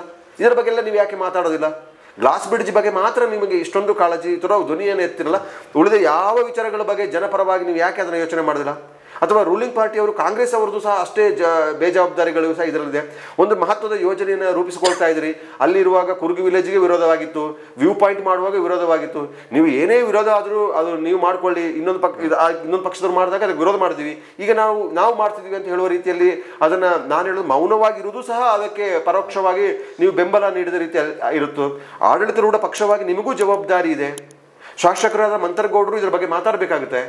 ಬೇಕು ಅಂತ ಹೇಳಿದ್ರೆ ಯಾಕೆ ಬೇಕು, ಯಾವ ನೆಲೆಗಟ್ಟಲೆ ಬೇಕು ಅಂತ ಹೇಳಬೇಕಾಗಿದೆ. ಅವರಿಗೂ ಇದರ ಬಗ್ಗೆ ಜವಾಬ್ದಾರಿ ಇದೆ. ನೀವು ಹೇಳಿದ ಸಂಪೂರ್ಣ ವಿಚಾರವನ್ನು ಬಹಿರಂಗಪಡಿಸಬೇಕು. ಮೊದಲು ಜಿಲ್ಲಾಡಳಿತ ಮತ್ತು ಶಾಸಕರು ಆ ಯೋಜನೆಯ ಬಗ್ಗೆ ಜನತೆ ಮುಂದೆ ಇಡಬೇಕು. ಇದು ಗೌಪ್ಯವಾಗಿ, ಇದು ಖಾಸಗಿ ವಿಚಾರ ಅಲ್ಲ, ಜನರಿಗೆ A to Z ವಿಚಾರ ವೈಯಕ್ತಿಕ ವಿಚಾರವಲ್ಲ. ಏನು ಯೋಜನೆ ಅಂತ ಹೇಳಿದ್ರೆ ಫಸ್ಟ್ ಹೇಳಿ. ಇದು ಗ್ಲಾಸ್ ಬ್ರಿಡ್ಜ್ ತೊಂದರೆ ಇಲ್ಲ ಅಂತ ಹೇಳೋದಾಗ್ಲಿ, ತೊಂದರೆ ಆಗುತ್ತೆ ಅಂತ ಹೇಳೋದು ಸಹ ಏನಿಲ್ಲ. ಕತ್ತಲೆಯಲ್ಲಿ ಅಥವಾ ಒಬ್ಬ ಅಂಧ ಆನೆಯನ್ನು ವರ್ಣಿಸಿದ ರೀತಿಯಲ್ಲಿ ಇರುತ್ತೆ ಅಷ್ಟೇ. ಅವನು ಕಲ್ಪನೆ ಮಾಡಿಕೊಂಡು ನಾವು ವಿರೋಧ ಮಾಡಿದಾಗುತ್ತೆ. ಇದು ವಾಸ್ತವ ನೆಲೆಗಟ್ಟಲೆ ಚರ್ಚೆ ಸಾಧ್ಯ ಆಗೋದಿಲ್ಲ. ಸಾರಾಸಗಟವಾಗಿ ವಿರೋಧ ಮಾಡೋದು ಸರಿಯಾಗಲ್ಲ. ನೀವು ಕೊಡಗಿನಲ್ಲಿ ಗ್ಲಾಸ್ ಬ್ರಿಡ್ಜೇ ಬೇಡ ಅಂತ ಹೇಳೋದನ್ನು ತೀರಾ ಸಾರಾಸಗಟವಾಗಿ ವಿರೋಧ ಮಾಡೋದು ಸಹ ಸಲ್ಲದದು. ಎಲ್ಲರೂ ಎಲ್ಲ ಪ್ರದೇಶಗಳಿಗೆ ಪ್ರವಾಸ ಹೋಗ್ತಾರೆ, ಪ್ರವಾಸಿಗರಿಗೆ ಆಕರ್ಷಣೆ ಏನಾದ್ರು ಬೇಕಾಗ್ತದೆ. ಇಲ್ಲೇ ಒಂದಷ್ಟು ಜನಜೀವನ ಬದುಕಿದೆ, ಎಲ್ಲ ವ್ಯವಹಾರಗಳು ನಡಿಬೇಕಾಗುತ್ತೆ. ಅದು ಕ್ರಮಬದ್ಧವಾಗಿ ನಡಿಬೇಕು, ನಿಯಮಬದ್ಧವಾಗಿ ನಡಿಬೇಕು, ತೊಂದರೆ ಆಗದ ರೀತಿ ನಡಿಬೇಕು ಅಂತ ಹೇಳೋದಷ್ಟೇ ಆಶಯ. ಸಾರಾಸಗಟವಾಗಿ ಎಲ್ಲ ಯೋಜನೆಗಳನ್ನು ವಿರೋಧ ಮಾಡಿಬಿಡ್ತೀನಿ ಅಂತ ಹೇಳೋದು ಸಹ ಒಳ್ಳೇದಲ್ಲ. ಅದು ಏಕೆಯಾಗಿ ನಾವು ವಿರೋಧ ಮಾಡ್ತೀವಿ ಅದಕ್ಕೆ ನಡಿಲೇಬಾರದು ಅಂತ ಹೇಳೋ ರೀತಿಯಲ್ಲಿ ಮಾಡುವಂಥದ್ದು ಅಥವಾ ಅದನ್ನು ಬೇರೆ ರೀತಿಯಲ್ಲಿ ತೆಗೆದುಕೊಂಡು ಹೋಗೋದು ಸಹ ಸರಿಯಲ್ಲ. ಅದರ ವಾಸ್ತವ ನೆಲೆಗಳಲ್ಲಿ ಚರ್ಚೆ ಆಗಬೇಕು ಅಂತ ಹೇಳಿದ್ರೆ ಈ 15 ಕೋಟಿಯ ಯೋಜನೆಯನ್ನು ಬಹಿರಂಗಪಡಿಸಬೇಕು. ಮೊದಲು ಬಹಿರಂಗಪಡಿಸದೆ ಈ ಯೋಜನೆ ಮಾಡೋದಕ್ಕೆ ಅದು ಸರಿಯಾದ ಇದಲ್ಲ. ಇವನ್ ಇಲ್ಲದೆ ಹೋದರೆ ಉಸ್ತುವಾರಿ ಸಚಿವರಾದರೂ ಅವರ ಜವಾಬ್ದಾರಿ ತೆಗೆದುಕೊಂಡು ಏನೊಂದು ಮಹತ್ವದ ಯೋಜನೆ ಅಂತ ಹೇಳಿ 15 ಕೋಟಿಯ ಯೋಜನೆನ ನೀವು ರೂಪಿಸಗೊಳಿಸಿದಿರಿ ಅದನ್ನು ತಿಳಿಸಬೇಕಾಗಿದೆ. ಉಸ್ತುವಾರಿ ಸಚಿವರಿಗೆ ಗೊತ್ತಿದೆಯೋ ಗೊತ್ತಿಲ್ಲ ಈ ಯೋಜನೆ ಬಗ್ಗೆ. ಒಂದು 15 ಕೋಟಿ ಯೋಜನೆ ಇದೆ ಅಂತ ಹೇಳಿ ಅರಿವಿದೆಯೋ ಗೊತ್ತಿಲ್ಲ. 3 ತಿಂಗಳು 4 ತಿಂಗಳಿಗೆ ಒಂದು KDP ಸಭೆ ನಡೆಸಿ ಯಾವಾಗೋ 1-2 ಕಾರ್ಯಕ್ರಮಕ್ಕೆ ಬಂದು ಹೋಗ್ಬಿಟ್ರೆ ಅವರಿಗೂ ಅದರ ಅರಿವು ಆಗಿರಲಿಕ್ಕಿಲ್ಲ. ಹೀಗಾಗಿ ಸರ್ಕಾರದ ವ್ಯವಸ್ಥೆ ಬಗ್ಗೆ, ಆಡಳಿತ ವ್ಯವಸ್ಥೆಗಳ ಬಗ್ಗೆ ಜನರಿಗೆ ಕೋಪಗೊಳ್ಳುವಂಥದ್ದು. ಇಲ್ಲದಿದ್ದರೆ ಇವರೇನು ಮಾಡ್ತಾರೆ ಅಂತ ಯಾವುದೋ ಒಂದು ಸಣ್ಣ ಪ್ರಾಜೆಕ್ಟ್ ತಗೊಂಡು ಹೋಗ ಎಲ್ಲ ಹೋಗಿ ಗದಾ ಪ್ರಹಾರ ಮಾಡ್ತಾರೆ. ಇಡೀ ಕಾನೂನನ್ನು ಅವ್ರ ಮೇಲೆ ಇಂಪ್ಲಿಮೆಂಟ್ ಮಾಡ್ತಾರೆ. ಯಾವುದೋ ಒಬ್ಬ ವ್ಯಕ್ತಿ ಮೇಲೆ ಇಂಪ್ಲಿಮೆಂಟ್ ಮಾಡೋದು ಅಥವಾ ಯಾವುದೋ ಒಂದು ವ್ಯವಸ್ಥೆ ಮೇಲೆ ಖಾಸಗಿಯಾಗಿ ಮಾಡೋದು. ಆಗ ಅವರಿಗೆ ಬೇಜಾರು ಅನಿಸುತ್ತೆ, ಈ ವ್ಯವಸ್ಥೆ ಬಹಳ ಬೇಜಾರು, ಇವರು ಹೀಗೆ ಮಾಡ್ಬೋದು, ನಾವೇನು ಮಾಡೋಕ್ಕಾಗಲ್ಲ, ಇವರೇ ನಿಯಮ ಪಾಲನೆ ಮಾಡೋದಿಲ್ಲ ಅಂತ ಹೇಳಿದಾಗ ಅದರಲ್ಲಿ ಸಾರ್ವಜನಿಕ ಉದ್ದೇಶ ಇರೋ ಕಾರಣಕ್ಕಾಗಿ ಸಾರ್ವಜನಿಕರ ಯೋಜನೆ ಮುಂದೆ ಇಟ್ಟು ಅದನ್ನು ಆಕ್ಷೇಪವನ್ನು ಕಾಲ್ಫರ್ ಮಾಡಬೇಕಾಗಿತ್ತು. ಈಗ ನೋಡಿ, ಒಂದು ನಗರಸಭೆ ತುರ್ತು ಸಭೆ ಮಾಡಿ ನಮ್ಮ ನಗರಸಭೆಗೆ ಗಮನಕ್ಕೆ ತಂದಿಲ್ಲ ಅಂತ ಹೇಳ್ತಾರೆ. ತೋಟಗಾರಿಕೆ ಇಲಾಖೆಯ ಸ್ವಾಧೀನದಲ್ಲಿರುವ ಜಾಗ ಇರ್ಬೋದು. NOC ಯಾವುದೇ ಯೋಜನೆಗಳನ್ನ ಮಾಡಬೇಕು ಅಂತ ಹೇಳಿದ್ರೆ ಸ್ಥಳೀಯ ಆಡಳಿತ ಒಂದು NOC ಪಡ್ಕೊಳ್ಬೇಕಾಗುತ್ತೆ. ಆ ಯೋಜನೆ ಸಾಧಕ ಬಾಧಕವನ್ನ ಜನಪ್ರತಿನಿಧಿ ಮಟ್ಟದಲ್ಲಿ ಚರ್ಚೆ ಮಾಡಬೇಕು ಅಂತ ಹೇಳಿದ್ರೆ ಅದು ನಗರಸಭೆಯಲ್ಲಿ ಆ ಸಬ್ಜೆಕ್ಟ್ ಇಡಬಹುದಿತ್ತು. ಆ ಪ್ರಾಜೆಕ್ಟ್ನ ಅಲ್ಲಿ ಇಟ್ಟಿದ್ರೆ ಅವರಲ್ಲಿ ಚರ್ಚೆ ಆಗ್ತಿತ್ತು, ಒಂದು ಚರ್ಚೆ ಆಗ್ತಿತ್ತು. ಆ ನಂತರ ಅದು ಚರ್ಚೆ ಆದ ನಂತರ ಸಾರ್ವಜನಿಕವಾಗಿ ಅದನ್ನು ಚರ್ಚೆಗೆ ಇಡುವಂಥ ಅವಕಾಶಗಳನ್ನು ಇತ್ತು. ಯೋಜನೆಗಳ ಬಗ್ಗೆನೇ ಏನು ಗೊತ್ತಿಲ್ಲ. ಇದು ಒಳ್ಳೆಯ ಬೆಳವಣಿಗೆ ಸಹ ಅಲ್ಲ. ಜನಪ್ರತಿನಿಧಿಗಳಿರ್ಬೋದು, ಜಿಲ್ಲಾಧಿಕಾರಿಗಳಿರ್ಬೋದು ತಕ್ಷಣ ಈ ಯೋಜನೆಯ ಬಗ್ಗೆ ಜನತೆಗೆ ತಿಳಿಸುವ ಕೆಲಸವನ್ನು ಮಾಡಬೇಕು. ಇಲ್ಲದೇ ಇದ್ರೆ ಒಂದು ಸುಮ್ಮನೆ ಗಾಳಿಯಲ್ಲಿ ಗುಂಡು ಹೊಡೆದ ರೀತಿಯಲ್ಲಿ ಈ ವಿಷಯ ಚರ್ಚೆ ನಡೀತದೆ. ನೀವಾಗಲೇ ಹೇಳಿದ್ರೆ ಈ ತಜ್ಞರ ವಿಚಾರ ಸಂಬಂಧಪಟ್ಟಂತ ಯಾರಾದರೂ ವ್ಯಕ್ತಿಗಳಿಂದ ವರದಿಯನ್ನು ತರಿಸ್ಕೊಳ್ಬೇಕು ಅಂತ ನನಗೆ ನೆನಪಾಗೋದು, ಕೊಡಗಿನಲ್ಲಿ ಏನಾದರೂ ಒಂದು ಅನಾಹುತ ಆದಾಗ ಮಾತ್ರ ಆ ತಜ್ಞರು ನೆನಪಾಗೋದು, ವಿಜ್ಞಾನಿಗಳು ನೆನಪಾಗೋದು, ಅಥವಾ ಅದಕ್ಕೆ ಸಂಬಂಧಪಟ್ಟಂತೆ ಈ ಥರ ವ್ಯಕ್ತಿಗಳು ನೆನಪಾಗೋದು. 2018 ಆಯಿತು, ಆಗ ಒಂದಷ್ಟು ತಜ್ಞರು ಬಂದರು, ಇಡೀ ರಸ್ತೆಯಲ್ಲಿ ಹೋಗ್ಕೊಂಡು ಎಲ್ಲ ಸರ್ವೆ ಮಾಡ್ಕೊಂಡು ಹೋದರು, ರಿಪೋರ್ಟ್ ಕೊಟ್ಟರು. ನಂತರದಲ್ಲಿ 2019 ಭಾಗಮಂಡಲ ವ್ಯಾಪ್ತಿಯಲ್ಲಿ ಆಯಿತು, ಆಗಲೂ ಕೂಡ ಬಂದರು, ಮಾಡ್ಕೊಂಡು ಹೋದರು. ನಂತರದಲ್ಲಿ ಏನಾಯಿತು, ಬೆಂಚ್ ಅಡಿಗೆ ಹಾಕೊಂಡು ಕೂತ್ಕೊಂಡಿರ್ತಾರೆ. ಅದರ ಇಂಪ್ಲಿಮೆಂಟ್ ಈಗ ಬೇರೆ ಬೇರೆ ಕಡೆಗಳಲ್ಲಿ ಕಾಮಗಾರಿ ಆಗೋದು ಆಗ್ತಾನೆ ಇದೆ, ಬೆಟ್ಟ ಗುಡ್ಡ ಆಗಿಯೋ ಕೆಲಸ ಆಗ್ತಾನೆ ಇದೆ, ಗಾಳಿ ಬೀಡಲ್ಲಿ ನಮ್ಮ ಕಣ್ಣೆದ್ರೆ ದೊಡ್ಡ ನಿದರ್ಶನ ಇದೆ. ಬಟ್ ಈಗ ಕೇವಲ ಅದು ಒಂದು ರೀತಿಯಲ್ಲಿ ಕಣ್ಣೂರಿಸುವ ತಂತ್ರ, ಜನರನ್ನ ಮಂಗ ಮಾಡುವ ತಂತ್ರವನ್ನು ನಮ್ಮ ಆಡಳಿತ ವ್ಯವಸ್ಥೆ ಮಾಡ್ತಾ ಇದೆ. ಇಲ್ಲ, ಇದರಲ್ಲಿ ಏನಾಗಿದೆ ಅಂತ ಹೇಳಿದ್ರೆ, ಪ್ರಭಾವಿಗಳು ಮತ್ತು ಹಣವಂತರು ಏನು ಬೇಕಾದರೂ ಮಾಡ್ಬೋದು ಅಂತ ಹೇಳುವಂಥ ಒಂದು ಅಷ್ಟೇ ಅಂಶ, ಇನ್ನೇನಿಲ್ಲ. ಇದರಲ್ಲಿ ಹಣ ಇದ್ದರೆ ನಿಮಗೆ ಯಾವುದು ಬೇಕಂದ್ರೆ ಮಾಡ್ಬೋದು ಅಂತ ಹೇಳುವಂಥ ಮನಸ್ಥಿತಿಗೆ ವ್ಯವಸ್ಥೆ ತಲುಪಿ ಹೋಗಿದೆ. ಪ್ರಭಾವ ಬೀರಿದರೆ ಏನು ಬೇಕಾದರೂ ಮಾಡ್ಬೋದು ಅಂತ ಹೇಳುವಂಥದ್ದು ಆಗುತ್ತೆ. ಹಾಗಾಗಿ ಇದೆಲ್ಲವೂ ಸಹ ಆಗ್ತಿರುವಂಥದ್ದು ನಮ್ಮ ಕಣ್ಣ ಮುಂದೆನೇ ಎಲ್ಲವೂ ಇದೆ. ನಿಮಗೆ ಹೇಳಿದಾಗ 2018 ಭೂಕುಸಿತ ಇರ್ಬೋದು, 19 ಭೂಕುಸಿತ ಇರ್ಬೋದು, 20 ತೋರದಲ್ಲಿ ಆದ ಭೂಕುಸಿತ ಇರ್ಬೋದು, ಎಲ್ಲವೂ ಕಣ್ಣ ಮುಂದೆನೇ ಇದೆ. ಎಲ್ಲರೂ ಎಲ್ಲ ಪ್ರಕೃತಿ ವಿಕೋಪಗಳ ಬಗ್ಗೆ ಅರಿವಿದೆ.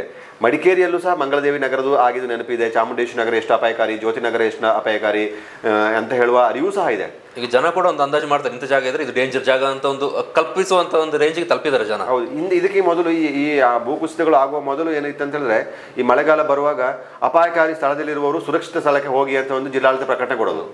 ಅಲ್ಲಿಂದ ಇನ್ನೊಂದು ಸ್ಥಳೀಯ ಸಂಸ್ಥೆ ಹೇಳೋದು, ಅವರಿಗೆ ಏನಾದರೂ ತೊಂದರೆ ಆದರೆ ಪರಿಹಾರ ಕೇಂದ್ರಗಳನ್ನು ತೆರೆದಿದ್ದೀವಿ, ಆವಾಗ ಗಂಜಿ ಕೇಂದ್ರ ಅಂತ ಹೆಚ್ಚಿದೆ. ಈ ಗಂಜಿ ಕೇಂದ್ರ ಮಾಡಬಾರ್ದೆ, ಕಾಳಜಿ ಕೇಂದ್ರ. ಈಗ ಕಾಳಜಿ ಕೇಂದ್ರ ಮೊದಲು ಗಂಜಿ ಕೇಂದ್ರ ವ್ಯವಸ್ಥೆ ಮಾಡಿದ್ವಿ. ಯಾವುದೊಂದು ಸ್ಕೂಲು ಯಾವುದೋ ಹಳೆ ಕಟ್ಟಡಕ್ಕೆ 4 ಜನ ಹಾಕ್ಬಿಟ್ಟು ಅಲ್ಲಿ ನಮ್ದೆಲ್ಲ ಸೇವೆಗಳು, ಅವರಿಗೆ ಭಾಷೆ ಕೊಡೋದು, ಇದು ಅಂತ ಫುಡ್ ಕೊಡೋದು ಅಂತೇಳಿ ನಮ್ಮದು ಸೇವೆಗಳು, ಎಲ್ಲರೂ ಸೇವೆಗಳು. ಅದರ ಎಷ್ಟು ಇದು ನಿಮಗೆ ಪ್ರಕೃತಿ ವಿಕೋಪ ಹೇಗಾಗುತ್ತೆ, ದುರ್ಘಟನೆಗಳು ಹೇಗಾಗುತ್ತೆ ಅಂತ ನಮ್ಮ ಕೈಯಲ್ಲಿ ಇರೋಲ್ಲ. ಕೆಲವು ಸಲ ಎಲ್ಲ ಲೆಕ್ಕಾಚಾರಗಳನ್ನ ಮೀರಿ ನಡೆದು ಹೋಗುತ್ತೆ ಆಗುತ್ತೆ. ಈಗ ಅದೇ ರೀತಿ ಕಾವೇರಿ ನದಿ ದಡದಲ್ಲಿ ವಾಸಿಸುತ್ತಿರುವವರಿಗೆ ಹಿಂದೆ ಅದಲ್ಲೇ ನದಿಯಲ್ಲಿ ಅಪಾಯಕಾರಿರುವವರು ಪುನರ್ವಸತಿ ಕೇಂದ್ರಕ್ಕೆ ಹೋಗಿ ಅಂತ ಇದೆಲ್ಲವೂ ಜೀವನದ ಭಾಗ ರೀತಿಯಲ್ಲಿ ಅಳವಡಿಸ್ಕೊಂಡು ಬಿಟ್ಟಿದ್ದಾರೆ. ಯಾವುದೇ ಈಗ ನದಿ ಬದಿಯಲ್ಲಿ ವಾಸ ಮಾಡ್ತಿರುವಂಥದ್ದು, ಅಪಾಯಕಾರಿ ಸ್ಥಳದಲ್ಲಿ ಇರುವವರು, ಗುಡ್ಡಗಾಡು ಪ್ರದೇಶದಲ್ಲಿ ಇರುವ ಇವರಿಗೆಲ್ಲ ಪುನರ್ವಸತಿ ಮಾಡೋದಕ್ಕೆ ಎಷ್ಟು ಯೋಜನೆಯನ್ನು ರೂಪಿಸಿದ್ದಾರೆ. ನಾವು ವಸತಿ ಯೋಜನೆಗಳನ್ನು ರೂಪಿಸ್ತಾರೆ. ಇವರು ಇಂಥನ್ನು ಮಾರ್ಕ್ ಮಾಡಿ ಕಡ್ಡಾಯವಾಗಿ ಹೋಗಬೇಕಾದ್ರೆ, ಈಗ ಜಂಬೂರಲ್ಲಿ ನೋಡಿ, ಜಂಬೂರಲ್ಲಿ ಮನೆ ನಿರ್ಮಾಣ ಮಾಡಿದ್ದಾರೆ. ಈ ಇನ್ಫೋಸಿಸ್ ಅವ್ರು ಮಾಡಿದ ಮನೆಗೆ ಇನ್ನೂ ಜನವೇ ಹೋಗಿಲ್ಲ, 200 ಮನೆಗಳ ನಿರ್ಮಾಣ ಮಾಡಿದ್ದಾರೆ. ಸಂತ್ರಸ್ತರಲ್ಲಿ ಹೋದ್ರಾಗ 2018 ಪ್ರಕೃತಿ ವಿಕೋಪಕ್ಕೆ 829 ಸಂತ್ರಸ್ತರು ಇದೆ, ಕುಟುಂಬಗಳು ಮನೆ ಕಳ್ಕೊಂಡಿದೆ ಅಂತ ಹಾಕ್ತಾರೆ. ಅಷ್ಟು ಮನೆ ನಿರ್ಮಾಣ ಆಗಿದೆ, ಆದ್ರೆ ಅಲ್ಲಿ ಜನ ಹೋಗ್ತಿಲ್ಲ, ಜನ ಇಲ್ಲ, ಸಂತ್ರಸ್ತರೇ ಇಲ್ಲ ಅಂತ ಆಯ್ತಲ್ಲ.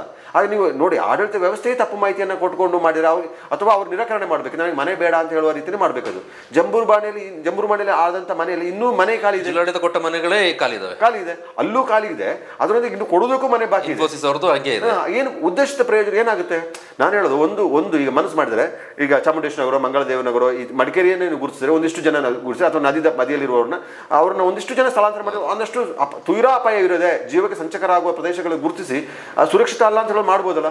ಏನೂ ಮಾಡೋದಿಲ್ಲ. ನೀವು ಅದರೊಂದಿಗೆ ನೀವು ಹೇಳಿದಾಗೆ ತಜ್ಞರುಗಳ ಬಗ್ಗೆ ಯೋಚನೆ ಆಗೋದು, ಏನಾದರೂ ಒಂದು ದುರ್ಘಟನೆ ಸಂಭವಿಸಿದಾಗ ಮಾತ್ರ.